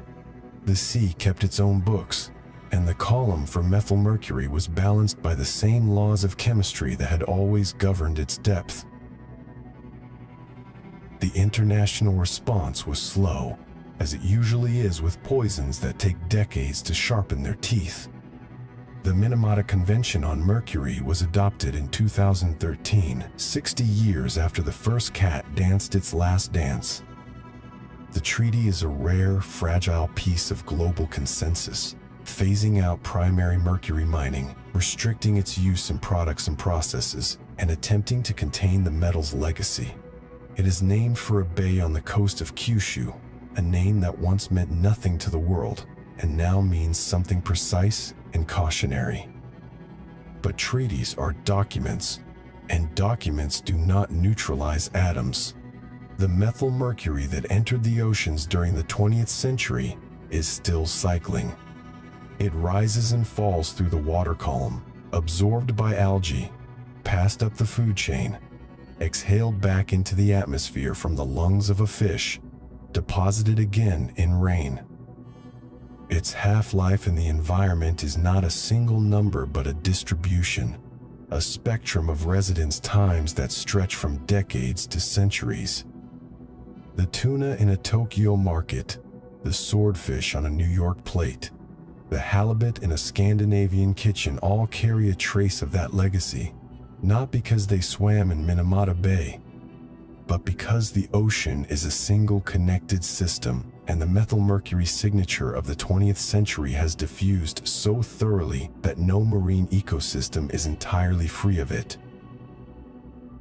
The fishing vessel's catch is now, in a measurable sense, an archive of industrial decisions made before the fisherman was born. The story of Minamata does not end with the dredging or the legal settlements. It ends, like all stories about Mercury, in a quiet room filled with small, labeled objects that hold the evidence of exposure. A refrigerated archive somewhere stores thousands of vials of human hair, each sample numbered, dated, and accompanied by a concentration value.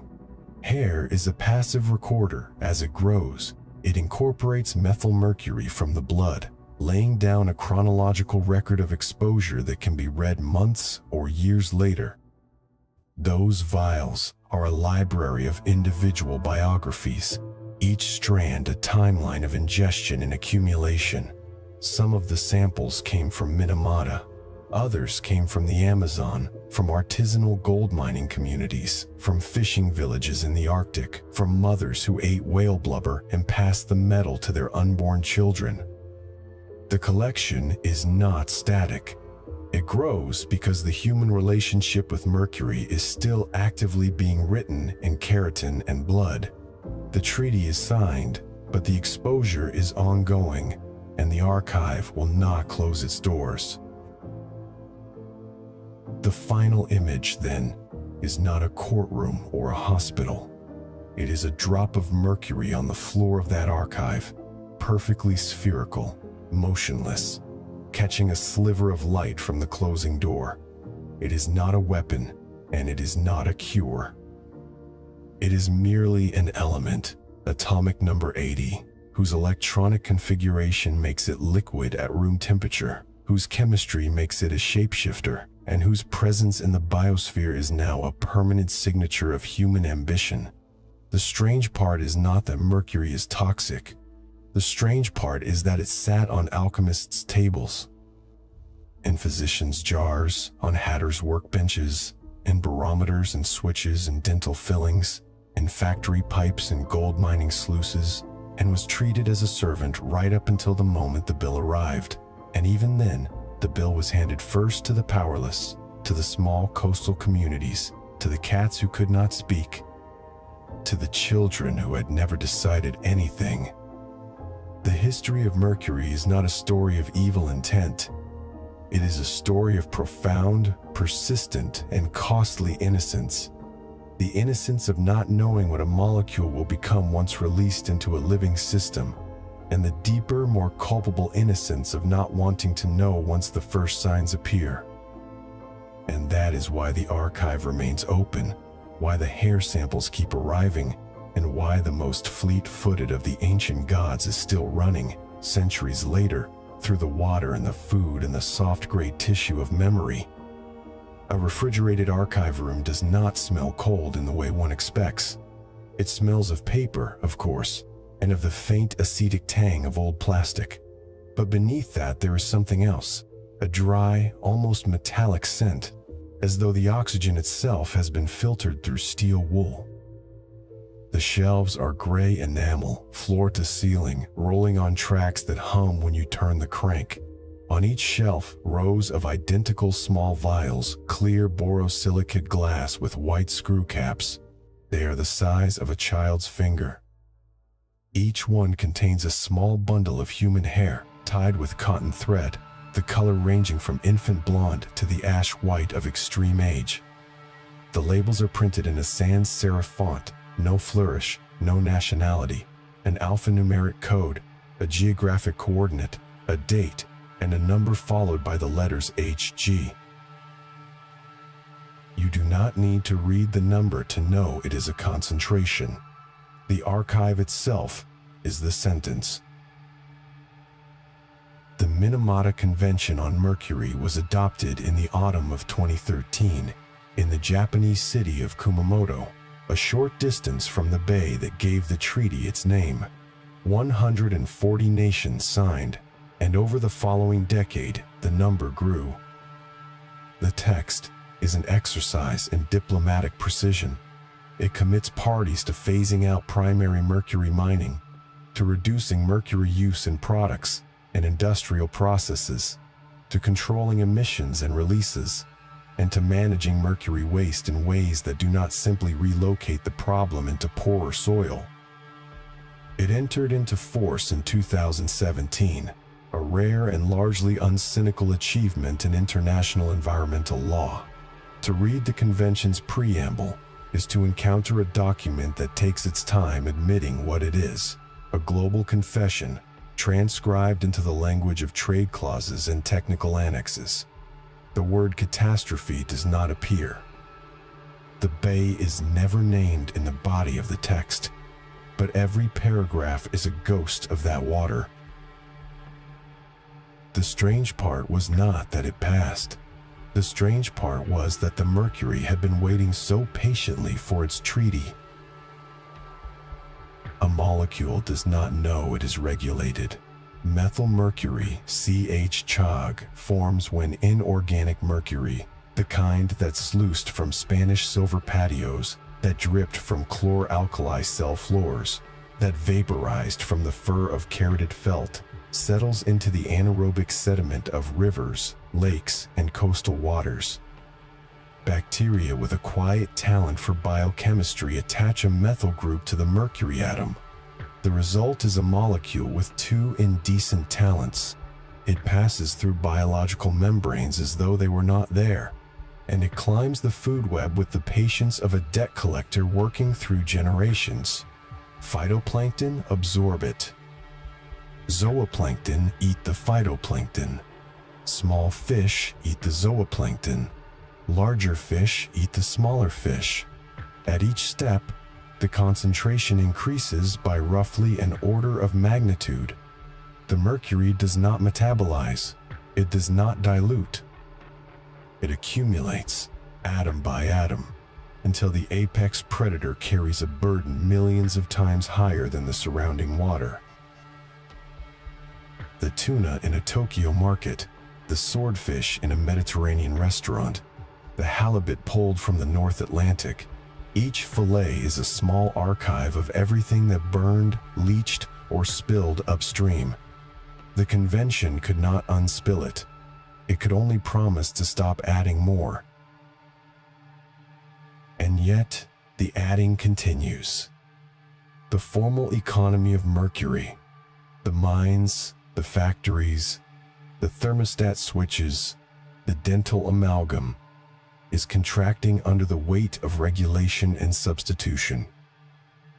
But the informal economy does not read treaties. In the gold fields of the Peruvian Amazon, Madre de Dios province, small-scale miners dredge river sediment and mix it with liquid mercury in open pans and plastic barrels. The mercury forms an amalgam with the gold. The amalgam is then heated over a gas flame in a tin shack, or simply in the open air, the mercury vaporizing in a toxic plume while the gold remains behind, a dull yellow button that can be sold for a few $100s. Most of the mercury ends up in the atmosphere or in the river.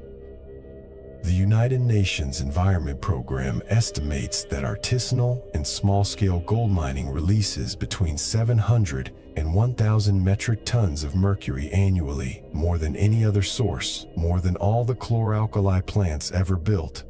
The number is difficult to refine because the activity is, by its nature, unregistered. There are no customs seals, no shipping manifests. The mercury arrives in reused food containers, in the luggage of small aircraft, in the bilge of riverboats. It travels the way rumor travels, quickly, invisibly, and across every border. The miner inhaling the vapor over his amalgam does not look like a villain. He looks like a man who needs to feed his family in a place where the state has forgotten to build a school, a clinic, or a paved road. The mercury he breathes will give him tremors in a few years, memory loss in a few more, and an early death that will be recorded as something else, if it is recorded at all. His children will grow up in a village where the river fish carry a neurotoxic load that pediatric guidelines would flag in red. The fish remains the cheapest protein. The guidelines do not speak Quechua. The paradox is not that he chooses poison. The paradox is that the choice has already been made, upstream, by forces that never learned his name. The archive records him anyway. The vials on the gray shelves come from studies conducted by the World Health Organization, by national environmental agencies, by university epidemiologists who fly into remote airstrips with consent forms translated into 3 dialects. A mother in Ghana's Pra River Basin, a fisherwoman in Indonesia's Banten Bay, a child in the Brazilian Tapajós. A researcher asks permission, snips a lock of hair close to the scalp, and stores it in a labeled envelope. Hair is a quiet confessor. As it grows, it incorporates methylmercury from the bloodstream, locking the exposure history into a timeline that can be read months later with a cold vapor atomic absorption spectrometer. A single centimeter of hair can say, "Here, in September, the river flooded and the gold camps discharged their waste." Or, "Here, in March, the family ate fish 3 times a day because the maize crop failed." Or, "Here, a woman carried a burden she could not name and could not refuse, and her body kept a receipt her government would never issue." The data accumulates. It shows that mercury levels in the hair of artisanal mining communities routinely exceed the WHO reference dose by factors of 10, 20, 50. It shows that the neurological effects, subtle developmental delays in children, fine motor deficits in adults, are statistically visible even when clinically invisible. It shows that methylmercury crosses the placenta with the same ease it crosses the blood-brain barrier. A pregnant woman's exposure becomes her fetus's inheritance. The molecule has no politics, but its distribution draws a precise map of every economic inequality on Earth. The warmest waters, the poorest soils, the most unforgiving labor markets. The convention's annexes do not mention the word justice, but the data does not need to. The bill, when it comes, will be in micrograms per gram. There is another archive, colder even than the room of hair samples. It is not housed in a building. It is distributed across the hypoxic waters of the world's oceans, where a reservoir of methylmercury circulates on timescales that make treaties look brief. Mercury deposited in the North Atlantic during the heyday of European chlor-alkali production. Mercury sluiced from Andean silver mines in the 18th century. Mercury lofted into the stratosphere by coal-fired power plants in the late 20th century. All of it eventually settles, is methylated, and enters the pelagic food web. The residence time of mercury in the upper ocean is measured in decades to centuries. Even if all anthropogenic mercury releases cease tomorrow, every gold shop closed, every coal plant cooled, every waste incinerator dismantled, the concentration in predatory fish would continue to exceed safe consumption thresholds for 30 to 50 years. The ocean is a slow filter, and the filter is saturated. The tuna sashimi served in a restaurant in 2050 will still carry the chemical signature of a factory that closed before the diner was born. The convention acknowledges this with a phrase that belongs in a Greek tragedy but has been rendered into bureaucratic English: legacy mercury. The past, in this formulation, is not even past. It is still swimming. The moment of recognition is a strange thing to witness in international law. You can read the negotiating history of the Minamata Convention, the bracketed text, the late-night compromises, the clauses weakened to secure a vote, and see the exact point where science pressed its face against the window of diplomacy and was admitted, reluctantly, with conditions. The mercury problem had been understood for over a century. Hatter's Sheikhs, Minamata disease, the Iraqi grain disaster of 1971 where methylmercury-treated seed wheat was used to make bread, poisoning over 6,000 people.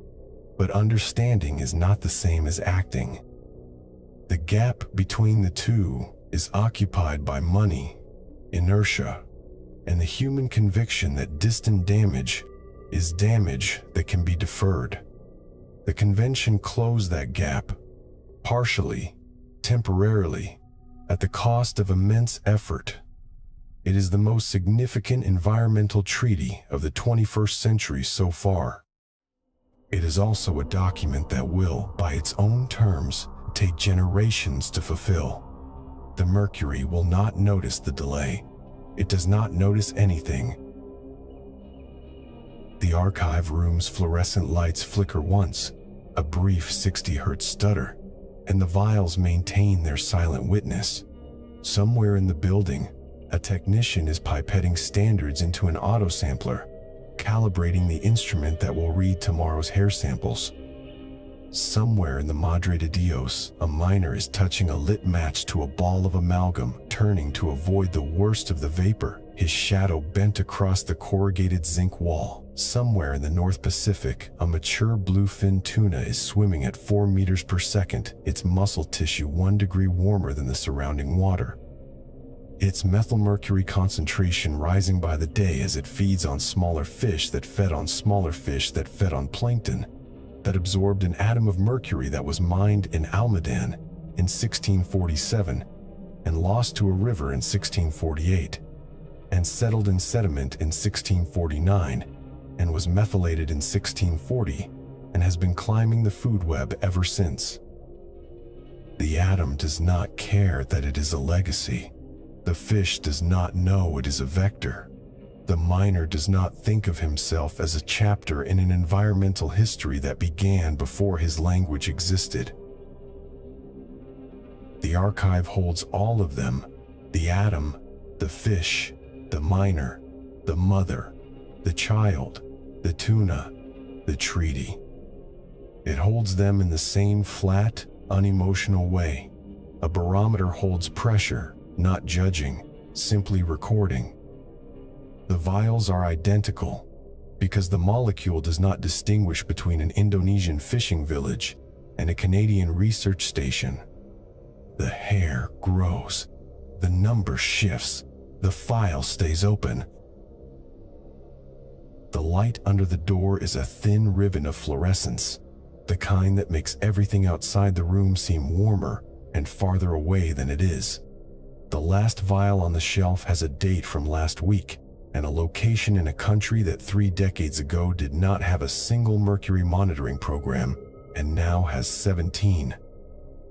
The convention enabled the funding enabled the sampling enabled the number on the label. The number is slightly lower than the previous year's number from the same region. It is not low enough to be safe, but it is lower. The archive does not celebrate. It simply receives the vial, closes the drawer, and waits for the next one. The treaty was signed. The pages continue to be written. The element, patient and beautiful and indifferent, keeps its own counsel. A single drop of mercury rests on the floor of a refrigerated archive. It is perfectly spherical, dense enough to dent the linoleum if dropped from height, yet so placid you could mistake it for a ball bearing painted with liquid light. The room is dim, kept at a constant 4 degrees Celsius, and the only illumination spills from a closing door in the far corner, a thin thread of halogen white that bends around the droplet's curve and turns it into a miniature convex mirror. The droplet does not move. It has no reason to. It has already traveled as far as it needs to. In that still, bright bead is a reflection of the entire room: shelves of polypropylene boxes, files of hair, feathers in acid-free tissue, polyethylene bags of permafrost, and beyond the room, a genealogy of desire that stretches from painted cave walls to the upper atmosphere. This droplet is not here by accident. It is the archive's quietest object, and it knows the whole story. The element was given the name of a god who never stood still. Mercury, the Roman messenger, fleet of foot, guide of souls to the underworld, patron of merchants and thieves and boarders. The choice was apt. No other metal moved like it did, a liquid at ordinary temperatures, capable of dividing into 1,000 glinting spheres and reassembling without losing a single atom of mass, slipping through fingers and across thresholds with the same insolent ease. The Greeks had an older name, hydrogerum, water silver, and from it we inherited the chemical symbol Hg, a pair of letters that contain within them both the wonder of a river and the weight of a coin. Alchemists across the medieval world took the liquid metal as a primal substance, the prima materia from which all other metals could supposedly be derived. In their illuminated manuscripts, they drew the Ouroboros, the serpent swallowing its own tail, and sometimes they filled its coiled body with quicksilver to signify matter's cyclical transformation, death and rebirth, dissolution and coagulation, folded into a single metallic tear. The symbol was beautiful and it was wrong, but it was also prophetic in a way the alchemists could not have anticipated. The metal does not die. It only changes form, changes place, changes host. Now consider where traces of anthropogenic mercury have come to rest. In the 3rd century BCE, China's first emperor, Qin Shi Huang, commanded that his tomb be fitted with a microcosm of his empire, constellations painted on the ceiling, bronze rivers, and an ocean of mercury set into the floor, fed by the real cinnabar deposits his laborers mined and roasted. The rivers were intended to flow forever, a mirror of his eternal rule.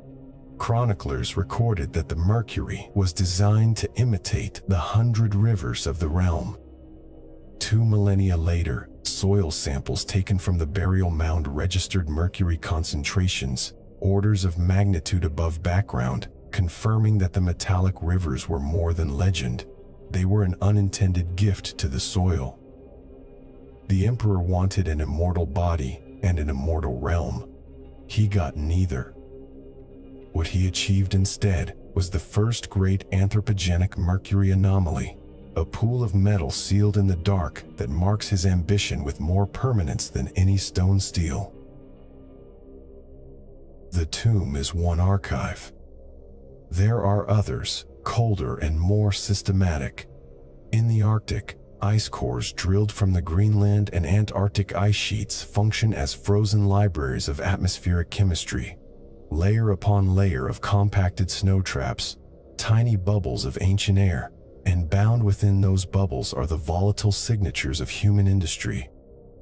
The ice shows a pre-industrial baseline of mercury deposition so low it barely registers above the analytical noise.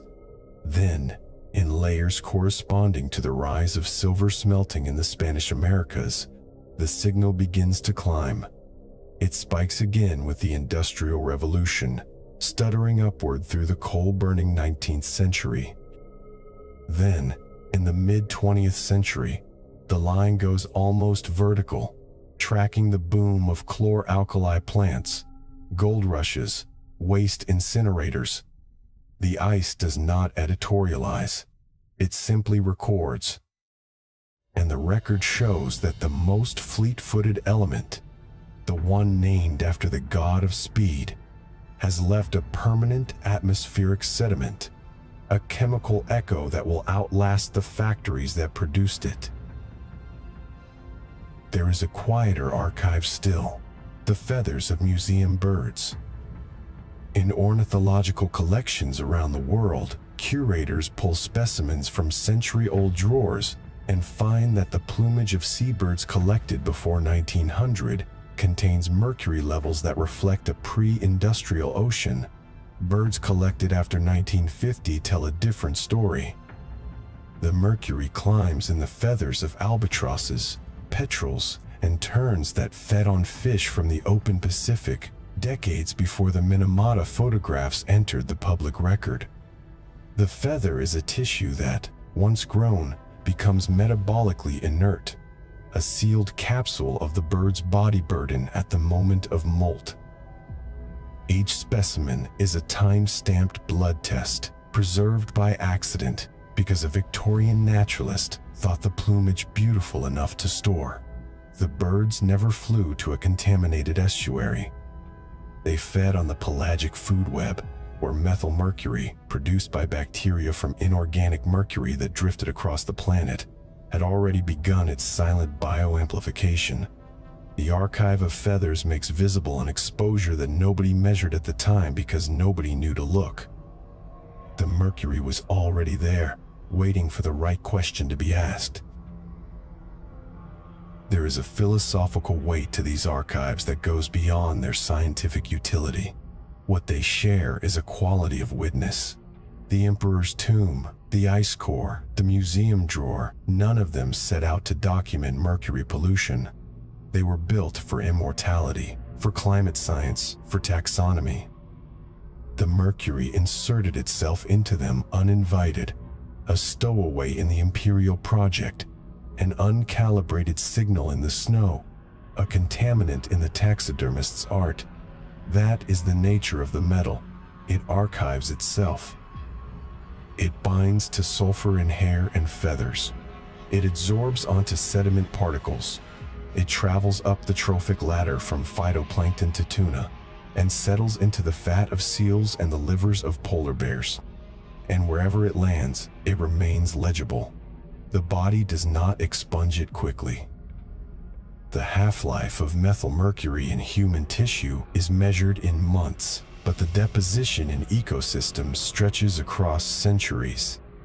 The element that was prized by alchemists for its volatility, its ability to disappear into vapor, never truly disappears. It only migrates to a new ledger. What, then, has this long entanglement taught humanity?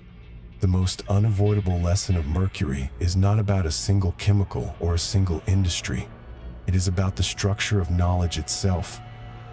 The distance between discovery and wisdom is measured not in laboratories or patents, but in the slow, reluctant accumulation of consequences that are distributed unevenly across geography, class, and time. The mercury that made the mirror in a Venetian palace did not stop vibrating with the artisan's hand. It continued into his nervous system, and from there into the silence of the medical records that called his disease il male di vetro, the glass sickness, a name that located the problem in the material rather than in the conditions of work. The mercury that enabled the patio process in Potosi extracted silver for cathedral facades, while it dissolved the motor control of indigenous workers whose names never appeared on the shipping manifests. The mercury that preserved wood and felted hats and measured fevers was, in each case, a tool first and a poison later. The lag was the lethal variable. The bill did not arrive until the sender had changed address. This is the slowest lesson, and it is not a lesson that the Enlightenment ever fully absorbed. The faith in measurement, in quantification, in material progress was not wrong. It was incomplete. The barometer and the thermometer and the precision instrument were genuine achievements, and they still hang on walls and float in laboratory glassware today. But the instruments did not measure everything. They recorded pressure and temperature, but not the seepage of vapor through floorboards, not the accumulation in brain tissue, not the slow migration of methylmercury through a marine food web that no scientist had yet mapped. The boundaries of measurement are always smaller than the boundaries of consequence. And so, the archive of Mercury is, in a very literal sense, a chronicle of the unmeasured, a record of what escaped the ledger, written in the only language that could not be erased.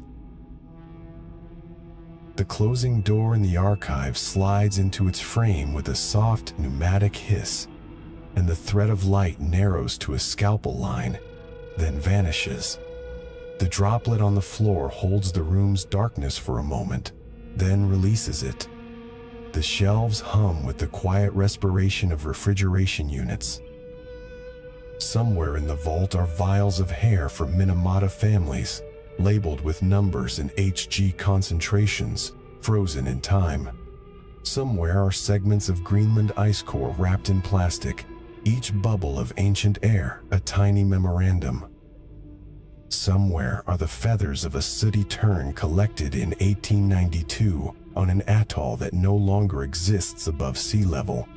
Its mercury burden, a prelude to a century of industry that the bird would never witness. And somewhere, Thousands of miles away, deep in the lowest soil of Shaanxi province, the subterranean rivers of the first emperor continue to flow. Not rivers of water, but sluggish veins of elemental mercury, slowly oxidizing, slowly absorbing onto clay particles, a chemical empire more enduring than his terracotta legions. The droplet on the floor is, in a sense, all of these things condensed into one instant. It is a museum of itself. It holds the red of cinnabar and the silver of the alchemist's mirror, the tremor of the hatter and the silence of the poisoned bay, the column of the barometer and the curve of the serpent eating its tail. It does not distinguish between sacred and profane, between cure and poison, because chemistry does not make that distinction. The distinction is human, and it is historically mobile. Mercury, the tool, and Mercury the toxin are the same element, the same atomic number, the same electron configuration. The only difference is dosage, pathway, context, awareness. The metal does not care what name we give it. It answers only to its own unreadable physics. The archive door seals shut. The droplet remains. And somewhere, a clerk in another archive, perhaps in a customs house in Cartagena, or a health ministry in Kumamoto, or a third-floor laboratory in Stockholm, begins to enter a new line of data into a spreadsheet. The number is small, measured in parts per billion, but it will join a column that stretches back through decades of monitoring and forward into decades of projections. The column is not yet complete. The Mercury cycle does not recognize international treaties as endpoints. The Minamata Convention of 2013 was a triumph of slow diplomacy, a hard-won consensus that has already reduced new inputs from many industrial sources. But the stores of legacy mercury in soils and sediments and ocean water will continue to cycle for centuries. Artisanal gold miners in the Amazon will still pour quicksilver into sluices this afternoon, and that metal will volatilize over burners in sputtering blue vapor, condense in the atmosphere, and seed tomorrow's rainfall over a watershed that feeds a distant estuary.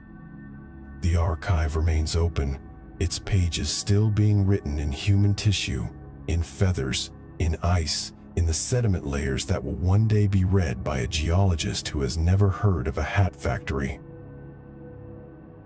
The messenger god was known for speed, but his most enduring message has been slow. It has taken 2,000 years to arrive, and its meaning is still unfolding. The message is not that Mercury is uniquely wicked. There is no moral agency in an atom. The message is that the gap between what a substance can do and what we understand it to be doing is a gap that can widen across whole civilizations, across technologies, across empires that rise and fall while the metal simply circulates. The alchemical Ouroboros was never a metaphor. It was a description of biogeochemistry. The serpent of Mercury swallows its tail through soil and atmosphere and ocean and body, and we ride the cycle as observers, participants, and casualties, depending on the year and the place and the luck of our birth. The droplet on the archive floor is the same substance that fascinated Paracelsus, encoded the mirrors of Versailles, and quivered in the miners' hands at Almaden and Huancavelica. It has no biography, but it has a history, and that history is ours.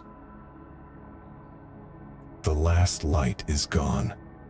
The archive breathes in its steady, refrigerated rhythm, and the single drop of mercury, perfectly spherical, motionless, holds the dark like a pupil holds an image, a messenger that needs no words, carrying a message that has no end. The descent is complete. What we found below was not a single villain, but a pattern, a substance that did exactly what it was asked to do. Pigment, medicine, mirror backing, silver solvent, thermometer fluid, and only later, much later, return the invoice.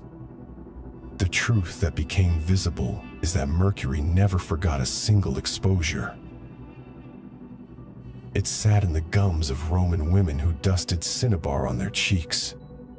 It pooled in the barometer's silver beads scattered across a Victorian desk, inhaled by the man who measured the sky. It concentrated in the fish of Minamata Bay, where cats danced and children were born already poisoned. The cost could no longer be hidden because the archive had been hiding it all along. In the jar labeled Mercurius Dulcis, sweet mercury once spooned into infants' mouths. In the feathers of museum birds collected before anyone thought to test them. In the hair of gold miners who breathe vapor over open flames in the Amazon. The paradox that remains is not that mercury is toxic. It is that the knowledge was never secret. The physicians cataloged every symptom, tremor, drool, erethism, and called it a cure. The glassmakers of Murano withdrew from the Guildhall, their faces blank as the mirrors they made, and the Republic called it Il male di vetro and did nothing. The distance between invention and consequence is measured not in laboratories, but in the lag between a useful thing and the bill it eventually sends. That lag is the only reason the bill arrived for the powerless first. Now we begin the return. Pressure eases from the hull. Darkness thins above. The hatch opens, and cold sea air fills the lungs, salt and wind, and the ordinary, forgettable smell of the surface. The archive file closes. But the evidence we carried back remains with us, not to frighten, not to romanticize, but to remember that some substances are safest when they remain evidence, not experience. The descent was close enough. If this kind of quiet descent into science and history is what you came for, you can subscribe to the Deep Archive. The droplet stays where it always was. But we are back in the light now, and the truth we brought up keeps its own counsel.